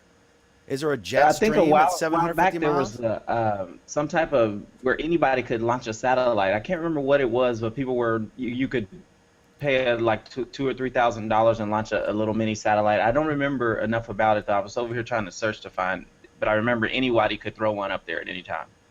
See, this would be good if I became Google Plus friends with Branson or Elon. You know, they could just like throw my stuff up there and. tug Actually, my- Dan, there are a number of international treaties on things in orbit and things in space. I think it's generally 1970 conceded it's a no man's land, Wild Here we West, or go. whatever you want to call Here it. we go. right? The 1972 Convention on the International Liability for Damage Caused by Space Objects. And the 1975 Convention on the Registration of Objects Launched into Outer Space, respectively known as the Liability Convention and the Registration Convention. There's also, I mean, all of these started with the 1967 Outer Space Treaty. And a 1970, oh no, the 1979 is covering the moon specifically. Okay. Now, I'm assuming Cy was trying to measure maybe the speed of light. I guess 11.8 inches is 1 nanosecond, thanks to Grace Hopper. Yeah, does he have a Grace Hopper nanosecond? I'm jealous. This, if there was any doubt that we're all geeks, that has just been answered. Butch Davis says, I'm still trying to figure out who Grace Hopper is. "Oh my Cadeas. God, Admiral Oh, Grace Hopper! oh, We did a whole Cadeas. show on this. Are you joking? Cadeas, You're gonna Cadeas, wisps take that of image smoke down. out of Alan's ears. Take that image down because you are going to learn something right now. Oh God, I'll be back. You're I gonna be know who taking a Grace school Hopper is. on I this just know that one. sets you off every time I say it. Oh man. Dude. We literally did a whole every time, thing. every time on the show, he always loses it. I think I even have a thing here. Let's see what this is. There's an image of Grace Hopper from Alan's special. Oh, that's from the Android show, though. But go ahead. And then here's another comment from Butch Davis. This is an argument for privatization of space exploration sector. I can't talk tonight, sorry. How is this an argument for that? It's privatized. Anybody can do it. I mean, Alan could, I guess, fill out some forms and shoot it or pay someone who has the. I don't know how it works. I'm sure this would be. We'll have to get Elon back on Reddit to tell us how this works. But he does have the spectrum issue. But it's still fascinating to see guys willing to spend billions of dollars to try to get this right. And it'd probably be fine for watching YouTube or browsing the web. You'd be slow, right? But it wouldn't be something, you know, like, you know, 4K broadcast television quality. But I'm sure you could function, and he seems to be confident, and he's no moron. Okay, Dan. The 1967 Outer Space Treaty. Article 6 of it states, quote, "The activities of non-governmental entities in outer space, including the moon and other celestial bodies, shall require authorization and continuing supervision by the appropriate state party to the treaty," close quote. And further, that state parties bear international responsibility for national space activities, whether carried out by governmental or non-governmental entities. So they did say it's the country of origin. So Basically, if you yes. launch from Fort Lauderdale, then you're going to be under Yep. auspices And of actually, the I U.S. finally found the article I was talking about. It wasn't $2,000. It was $8,000. Anybody can do it. It was, and Wired reported on it back in like 2010. Looks like. But yeah, you can definitely put, anybody can put a satellite up with eight grand. Can we put Alan into space for $8,000? I'll go. I'll volunteer. No problem. I'll do it. Sure. There might need to be some suits or something. Maybe some rations. We'll get on glennbeck.com and get some long-term storable foods and AM radios and stuff for when the government comes to get your guns, and then we can make that happen. I'm still worried about satellites and the possibility of a gravity-like situation, where some debris gets broken up, like a satellite gets broken up, and it starts spiraling out of control. But that's just me. When you say worried about it, what do you mean? I mean, I guess worried about the number of satellites that go up, because the more satellites that go up, the more chance that one of them might have a big problem and break up, and then turn into debris, which hits some other satellite, which gets more debris, which hits another satellite, which gets more debris. That's all. Okay, and you think for some reason this doesn't happen? No, it happens, but I'm just saying the more satellites we put up there, the more I worry about that situation. That's all. Okay. I don't have any follow-up for that. Sorry, I'm trying to find out how many items NORAD currently tracks. Oh, God. Including or excluding Santa Claus? Including, of course. That's the Including. most important thing to track of all. Howard likes your shirt, Dan. I swear to God, I was so tired. Yeah. Wow, this is actually lower than I thought. I'm going to work release Number this of size. satellites or fragments monitored, 6,876.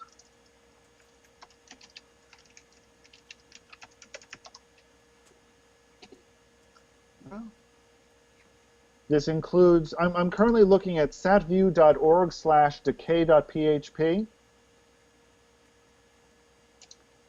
which I guess it's not NORAD's tracker, but it's not clear where they get posted a their link.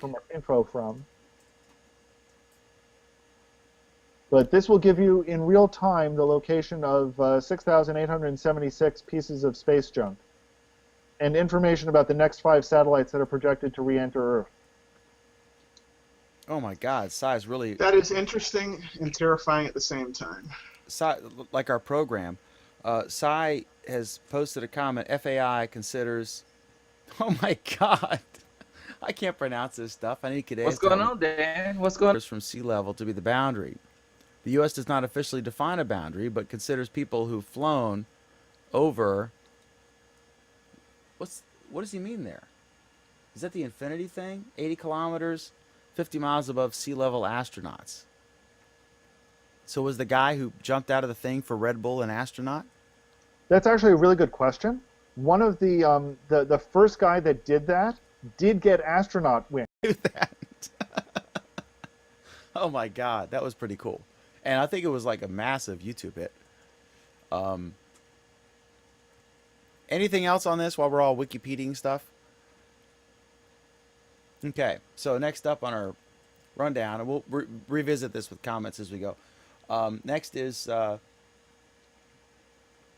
U.S. has settled the case over the fake Facebook page. This is interesting. So I've seen, I talked to a publisher friend of mine who the U.S. government took a newspaper and they created a fake story to try to lure some guy to do a hit job, and they had agents posing as inmates in this facility. There was the famous case recently with the Associated Press where somebody was trying to they were looking for someone. I don't know if it was a kidnapping, I forget whatever it was, and they published a fake AP story, and they mentioned a website hoping that this guy would go to the website so they could find his identity. So then we see this here where there was a case where they arrested a woman and they took her phone, and she agreed to have her phone taken over, when they pressure you, we're gonna if you give us your phone, we'll go easy on you, that kind of thing.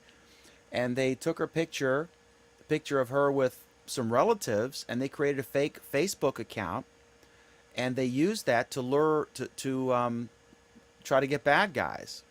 So ostensibly, the woman would have been at risk, and the Justice Department initially said it was totally, they defended it, and then I guess once it became in the public, interest, they backtracked on that, and now they've settled for $134,000 with this person.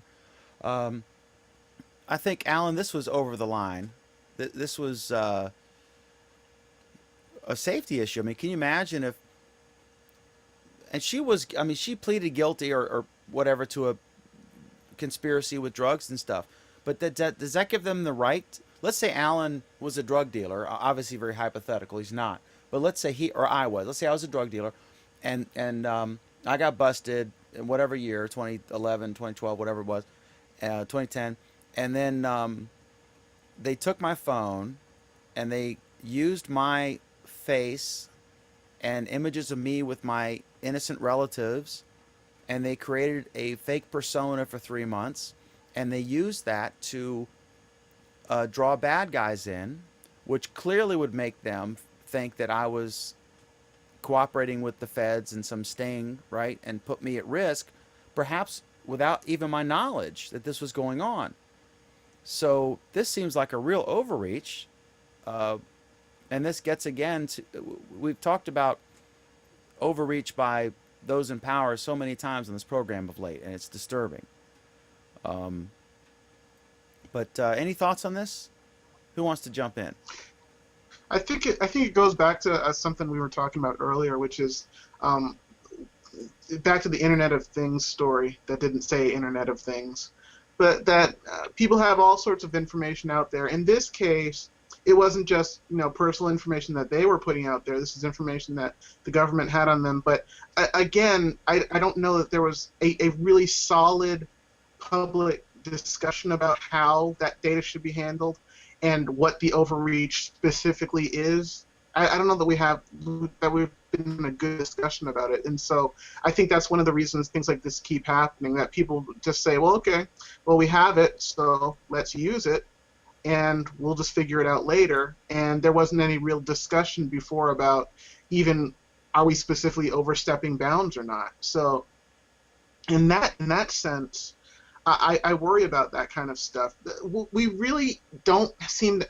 Here's my bigger worry. We don't really seem to have a big push to discuss how information on the internet should be handled in the public square. And I mean on a governmental level, like a real discussion as to what kinds of laws should we be aiming for. Not what kinds of laws should be passed, but what kinds of laws should we be aiming for as a nation? And I think that's a concern in general, that we don't really know where everybody stands on these issues, where we're aiming for, what we're going for. Should we be aiming to, if you publish something from the internet from your home, is this supposed to be private? Is this supposed to be held? Is how much information is the government supposed to be able to hold? How long should they hold it? All those things. Just I don't see us discussing that as a nation, and that's my biggest concern. And I think that's why these things keep happening, because we don't really know where the boundaries are. And Alan, any thoughts on this? I'm trying to get the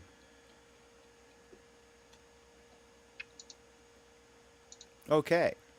So all that happened. So we all agree.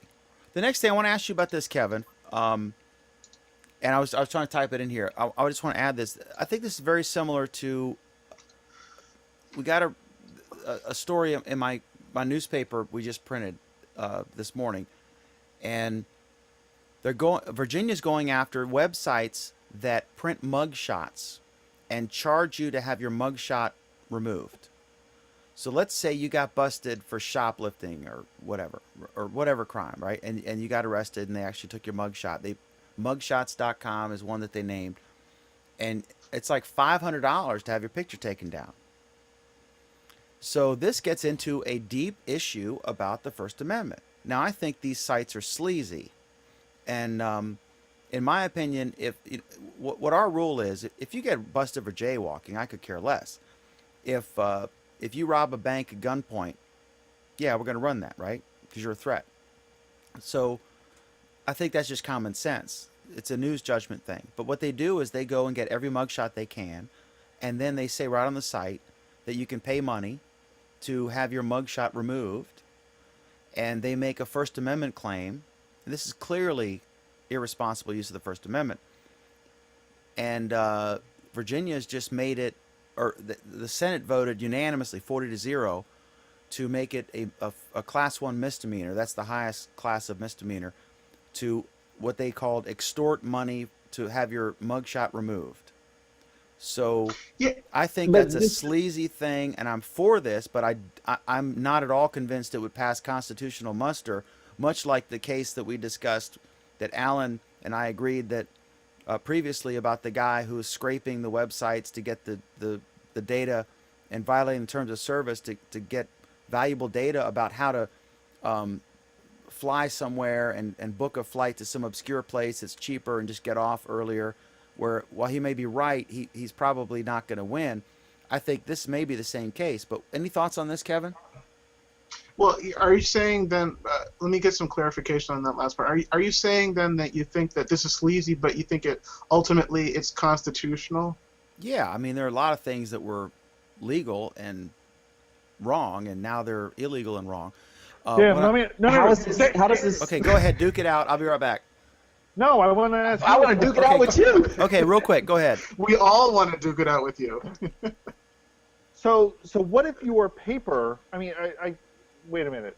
I had an analogy a minute ago. I've forgotten it. Go ahead, Kadeas. Hang on. Let me How give is this any the different real from the quick right to premise be again. forgotten, Hang on, man? Kadeas. The premise is this: the state Senate in Virginia voted 40-0 to say.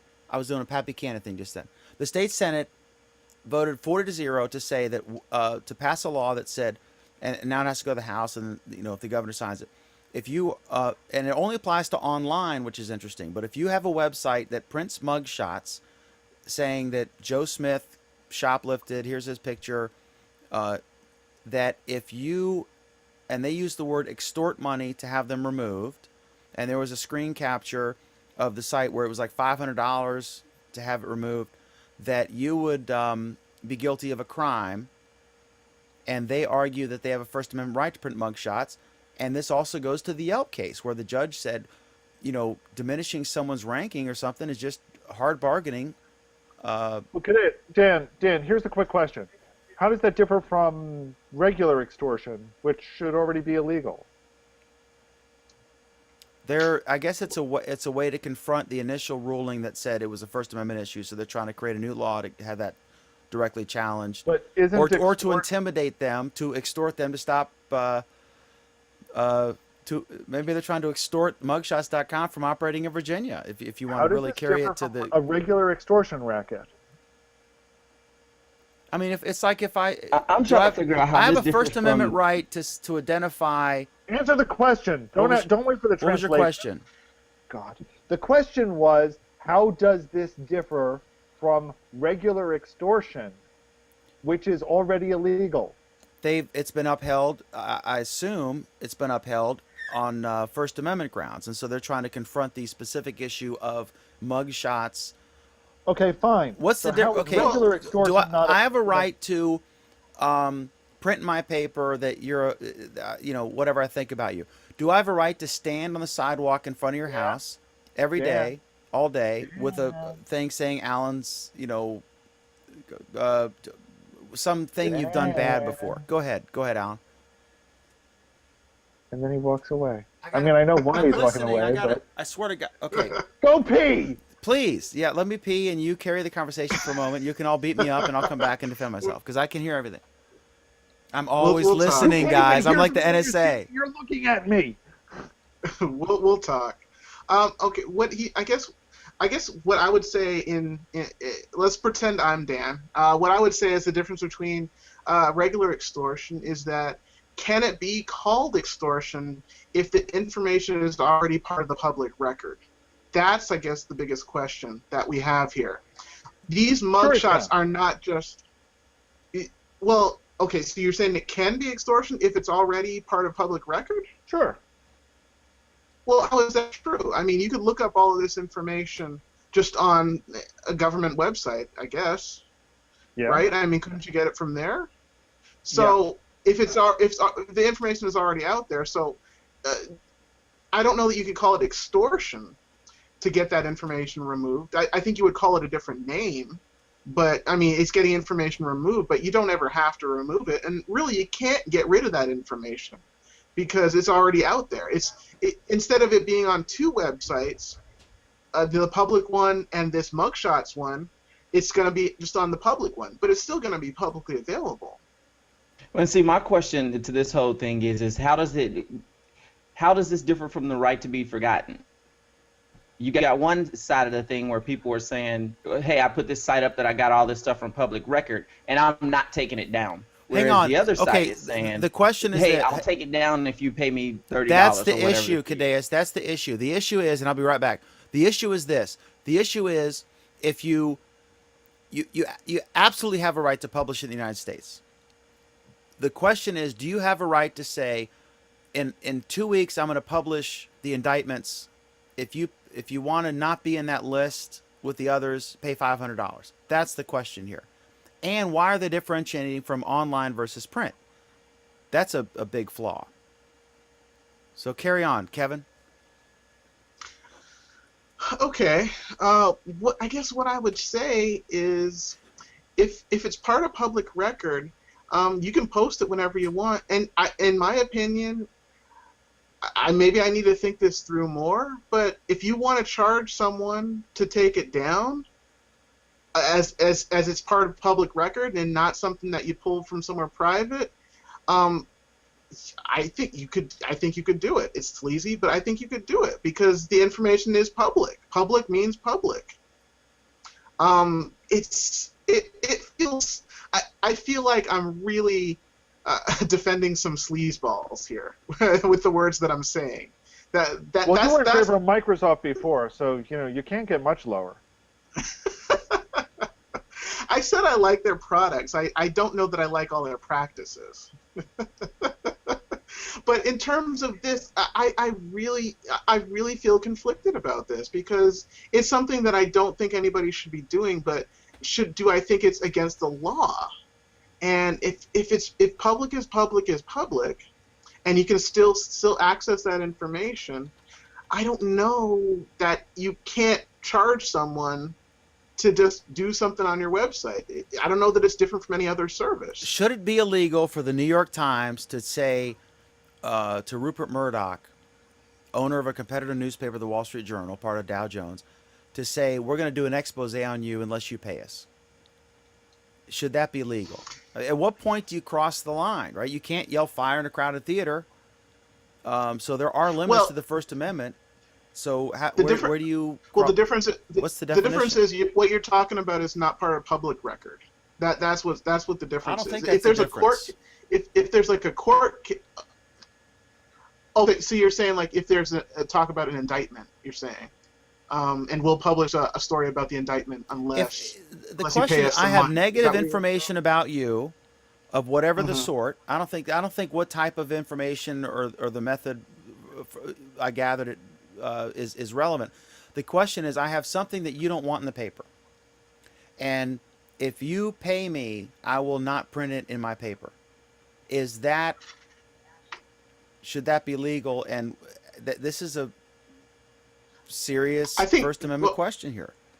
I think it would be legal, and I also think it would be legal for you to talk about that deal publicly yourself and let everyone know what's going on. You have a right to ask that information, ask to do that, but the other person on the other side also has the right to say, well, not only am I not going to do it, but I'm going to go to some other paper and I'm going to publish all that information that you just tried to extort from me. And then, and that's interesting too, because I just used the word extort. Which is a pejorative word. Right, right. That's very interesting. You know It's what? not just a pejorative word; it's got a specific legal definition. Right. Um, I'm you going to know, show here for the viewers, and I'll share the link with you in just a second. So I'm going to screen share here, and I swear to God, I'm not just whoring my paper out, but we had the story. This is excellent. This is from the Capitol News Service. This article is by Megan Gaffney. Jeff South runs the Capitol News Service at Virginia Commonwealth University. They're fantastic, and this was a great story. So here you see, fill out the application below. This is, I guess, from mugshots.com, and it says, please provide your full name, provide us with your email address, your best contact phone number, the status of the case, choose from below, and then it says, I have one arrest, it's $399, two arrests I want to remove, that's including mugshots, that's $798. It's just insane. I mean, I swear to God, I'm all for. I'm a First Amendment guy. I publish a newspaper, but this is insane. Although I don't think, I think that you could. I think you could make this argument if they passed this. Was to say that if a major television network has a car company as an advertiser, and they play down a controversy about airbag issues in that car, that someone couldn't sue them for that. You know what I mean? And First Amendment does exist specifically to protect unpopular speech. Not, I love my mom, I love apple pie, God bless America. We don't need the First Amendment to protect that. Wouldn't this be an example of unpopular speech? I mean, you're saying you don't like what they're doing. I'm but saying yet it's they have the sleazy, right but to do it. my point was, as Alan's point was when we brought up the story before about the guy who was scraping the web page, violating the terms of service of the airline and Orbitz, but at the same time providing a service. And I actually gave the guy $10 on his little, or $20, whatever it was, on his campaign for legal fees, even though I thought he was like in the legal wrong. I just supported, to screw the airlines and have transparency. I'm for that. So I'm just saying that in this case, it's like legally probably okay, but definitely up for debate, but morally just wrong. You don't do that. I mean, you Alan, go ahead. And you're not coming through on audio, Alan. You got a new method of muting Alan. wow. Well, okay. Well, I'm not hearing Alan, so I'm going to mention two things. One, it does feel weird when you see speech like that come up, because you can frame things so that you're back, things Alan. so You're good that now. Go ahead, Kevin. Yeah, and then we'll go to Alan. It does feel weird when things are framed in a bad way. And two recent examples that I can think of are when we had the oil leak in the Gulf Stream, and you would have a speech from an official, and at the same time some of the news agencies were showing a live feed of the actual leak of the oil coming out of the ground. And so while a person was giving a speech about what they were doing about the spill in the Gulf of Mexico, they were showing a live feed of the actual oil still spilling out into the ground. And so, it felt a little bit unfair. And then a second example I can think of is George W. Bush was given a speech several years ago on the news, and at the same time the economy was having some problems. And so right beneath his feed of his speech, while he was giving it, they were showing one of the stations was giving a live crawl of the Dow at the time, and you could see the Dow actually fall as his speech went on. You could actually see the numbers go down as his speech was going on. And so, it felt kind of weird. No matter how you felt about him, I looked at that thing and I thought, is that really fair? It's information everyone can get to, but is that really fair? But is it constitutional? Can you do it? And here's a great argument, and then we'll go to Cadeas. Here's a great argument from Cy. He says, for $1,000, you can be included in this year's Who's Who. Any takers? So is this merely the inverse of if you want a commercial on the Super Bowl, you're going to pay a lot of money, and if you want to be ignored, you're not. you don't have to pay any money. What's the difference between the two things? Go ahead, Alan. Or Alan, you're muted again, buddy. He's really excited about whatever he's trying to say. Are you on a Chrome box, Alan? He's on his new Chrome box. No, actually, I'm on an Apple. Okay, you're good. Now go ahead. Here's where we don't have an unlimited First Amendment right. I mean, aside from the fact that we've had rulings about you can't say fire in a crowded movie theater, we've got on the books these things called libel and slander.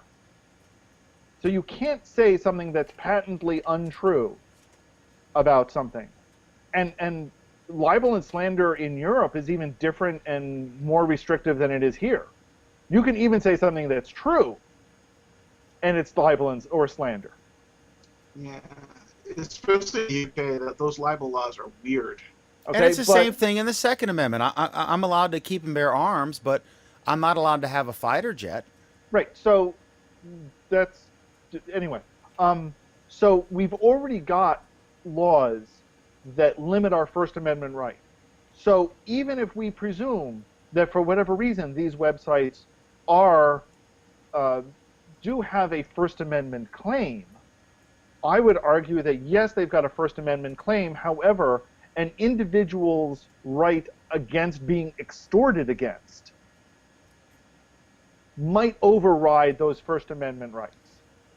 So in turn, you're saying don't charge them a fee. This picture of you going to jail in 1920 stays up without an option to take it down. Why would I do that? Why would this site do that, though? The whole point of the site is to extort money from people. I don't know they that I can agree with they can that. slap some AdSense up on the side, and now they're extorting from who? I mean, either way, they're going to find a way to make money on this. They're finding a way. look at this as What them they're saying, provide an option. the Supreme Court has said that you have a right to not be trampled in a theater. The whole, you can't yell fire, right?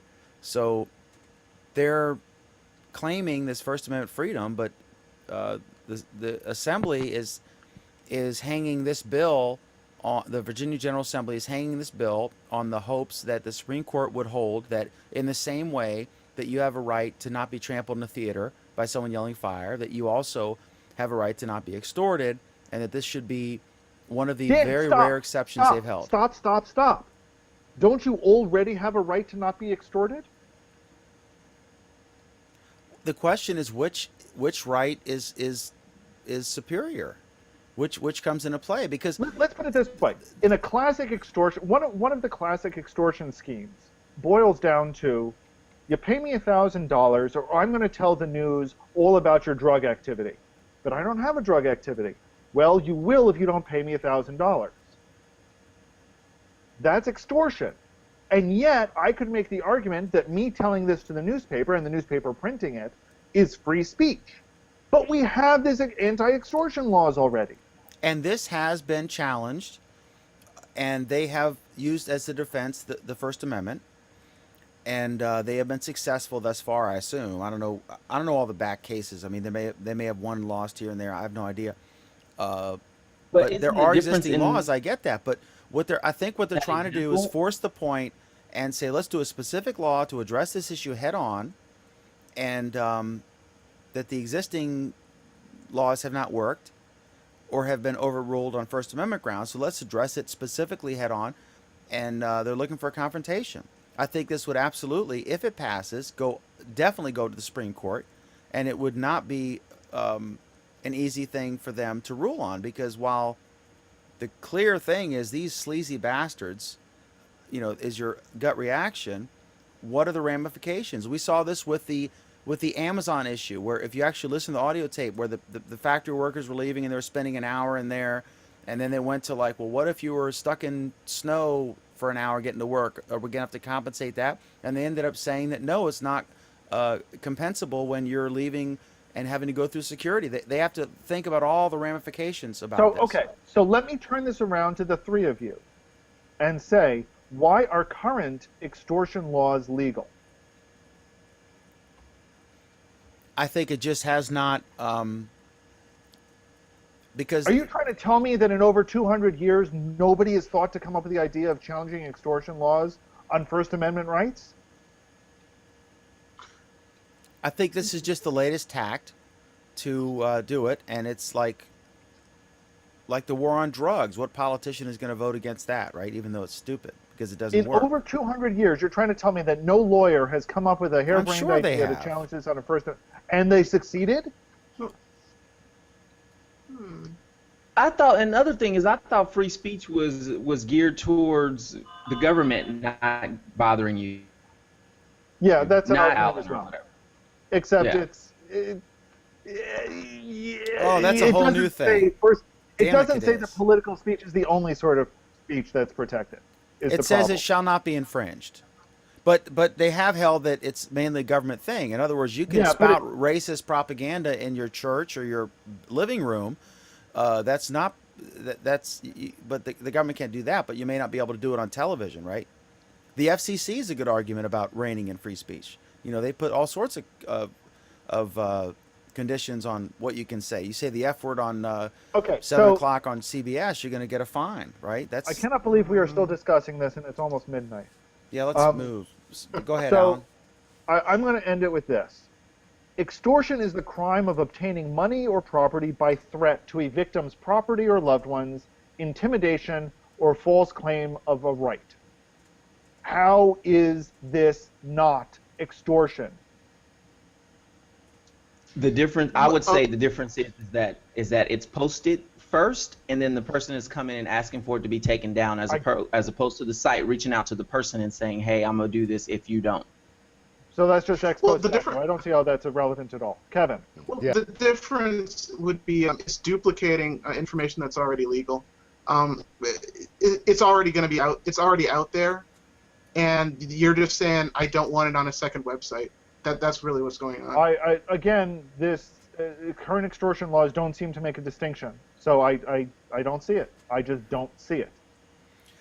Okay, so But okay, go ahead, well. Kevin. No, go ahead. Go ahead. No, what I was going to say was that the information really is out there. I mean, I don't know that it can be called extortion if the information is out there, whether it's on your website or not. That's the issue. Either way, the information is still out there. Right, you're not exposing anything that's private. Right, It's public exactly. information. If Well, you're not but they are exposing exposing anything, it's it. already out there. You make But it. you're not. I see your point there. It's a valid point.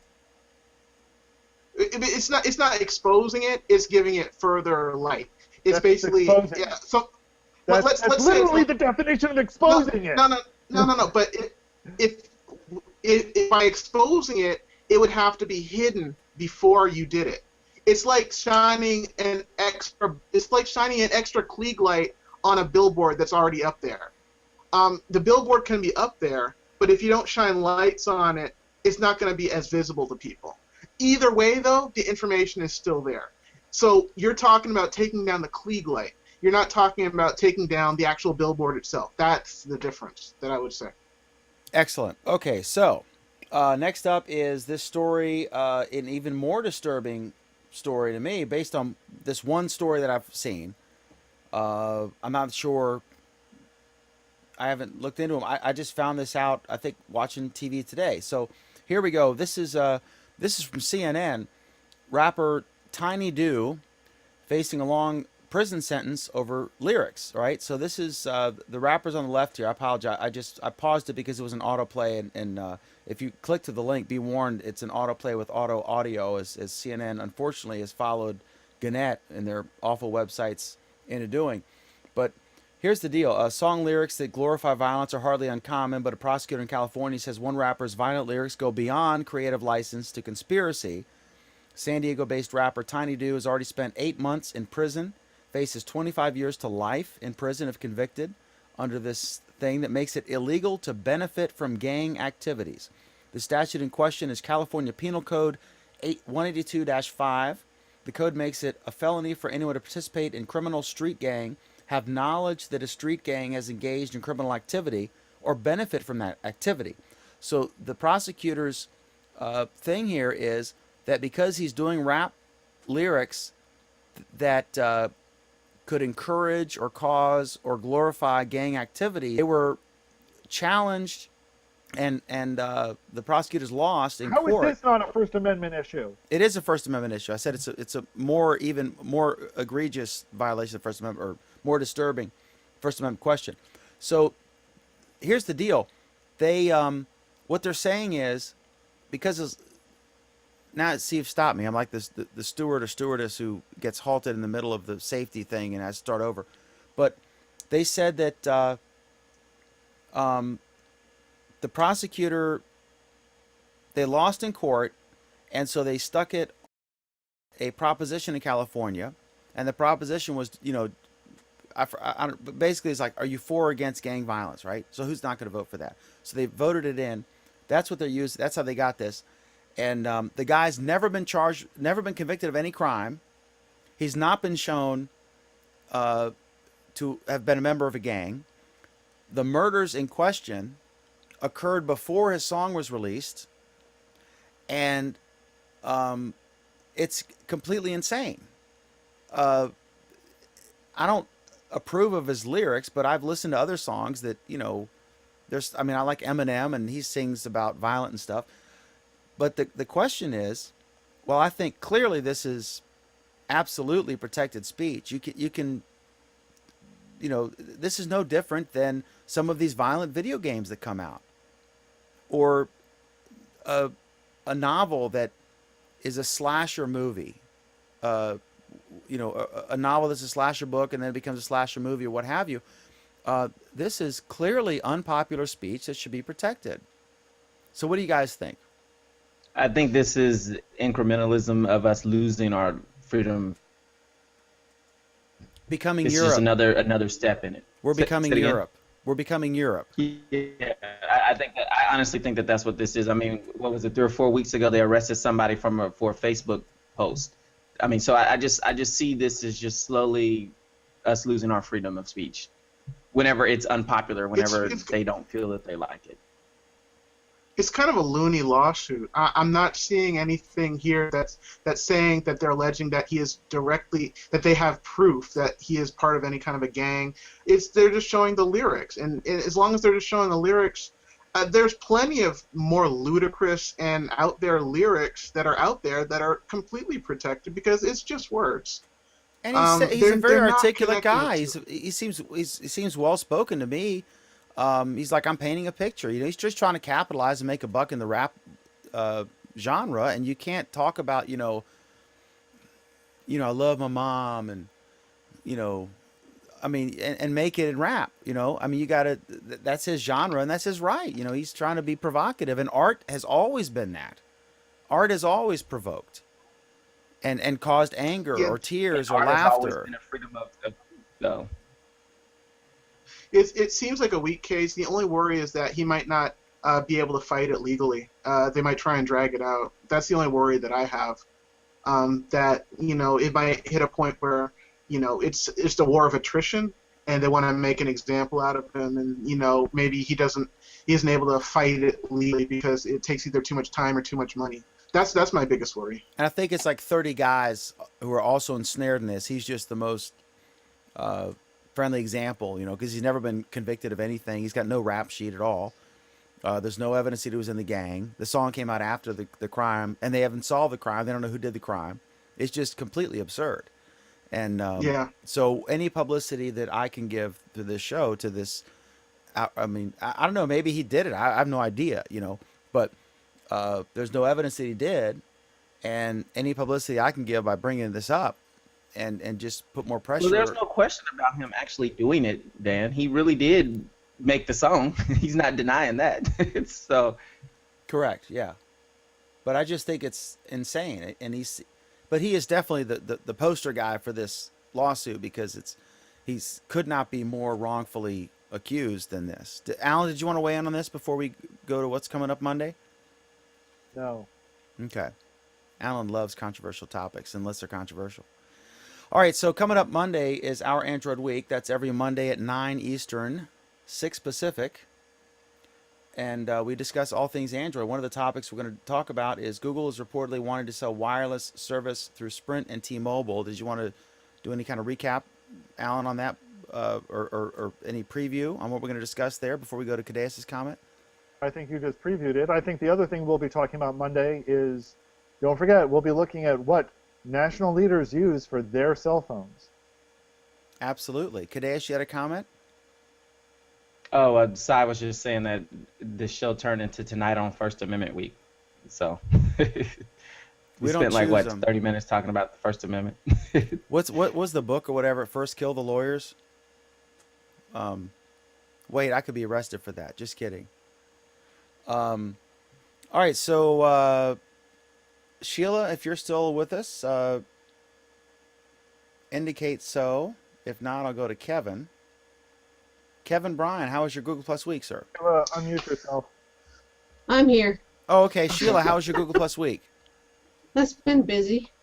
And not necessarily on Google Plus either, but since I'm a Google Plus user, it's just Now, don't Easy tell me peasy. you were on Pinterest or Facebook. well, yeah, Guilty. guilty by default. Yeah, You were exercising your First Amendment freedoms. Excellent. that's right. That's right. There are some good things about Facebook. Some good things, yeah. Family doing okay? Good. Everything fine? Oh yeah, family's fine. We had a family member die, so we just had her funeral a week ago. So, yeah, Sorry for your loss. yeah, it's okay. You know, it's my husband's aunt, but she was, I don't know. My mother-in-law is older than her by 4 years. My mother-in-law will be 85. So yeah. But anyway, it's all good. All right. Kevin, how was your week, sir? Week was okay, except for one part. I have to wipe my hard drive on my laptop, and so I'm trying to reinstall Windows 8.1, which I have said previously that I loved, and I tried to do the reinstall, and it completely crapped out on me, and so I had to do some reading up and install some Windows updates, and I'm going to retry the reinstall for Windows 8.1 so I can go back to saying that I love it. I Also, reformatted mine too, so there you go. yeah, All right. once I get the reformat done, then I'll go back to loving Windows again.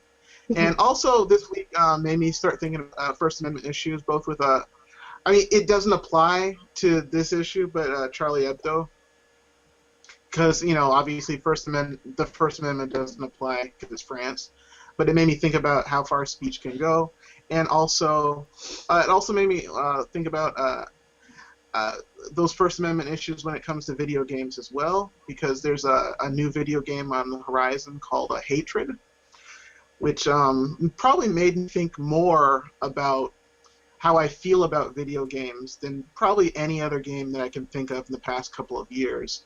It really made me re-examine why I like games, and why I should play games and why I should not play certain games. It made me really reconsider all the different types of video games that I've played, and what you do in those games, and how it affects how you feel, or does it affect how you feel.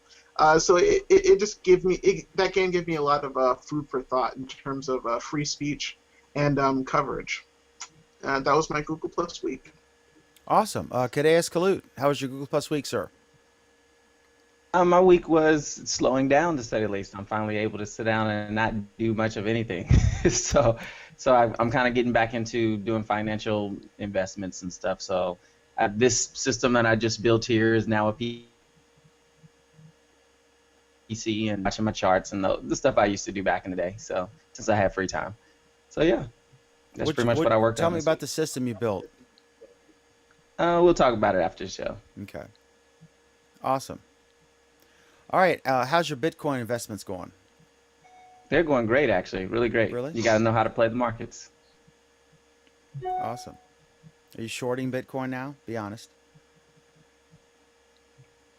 I trade Bitcoin on a currency level, not just buy and hold. I don't ever trade that way. So Gotcha. we'll All talk right. about it after the show. We strive for transparency here at Google Plus Week. Alan Furstenberg, how was your week, sir? How's your book doing? Tell us where we can find it. Book is doing well. You can find it on Amazon.com and shop.o'reilly.com. That's designing and developing for Google Glass. And other than that, my week's been pretty shitty. Okay. Way to kill the mood.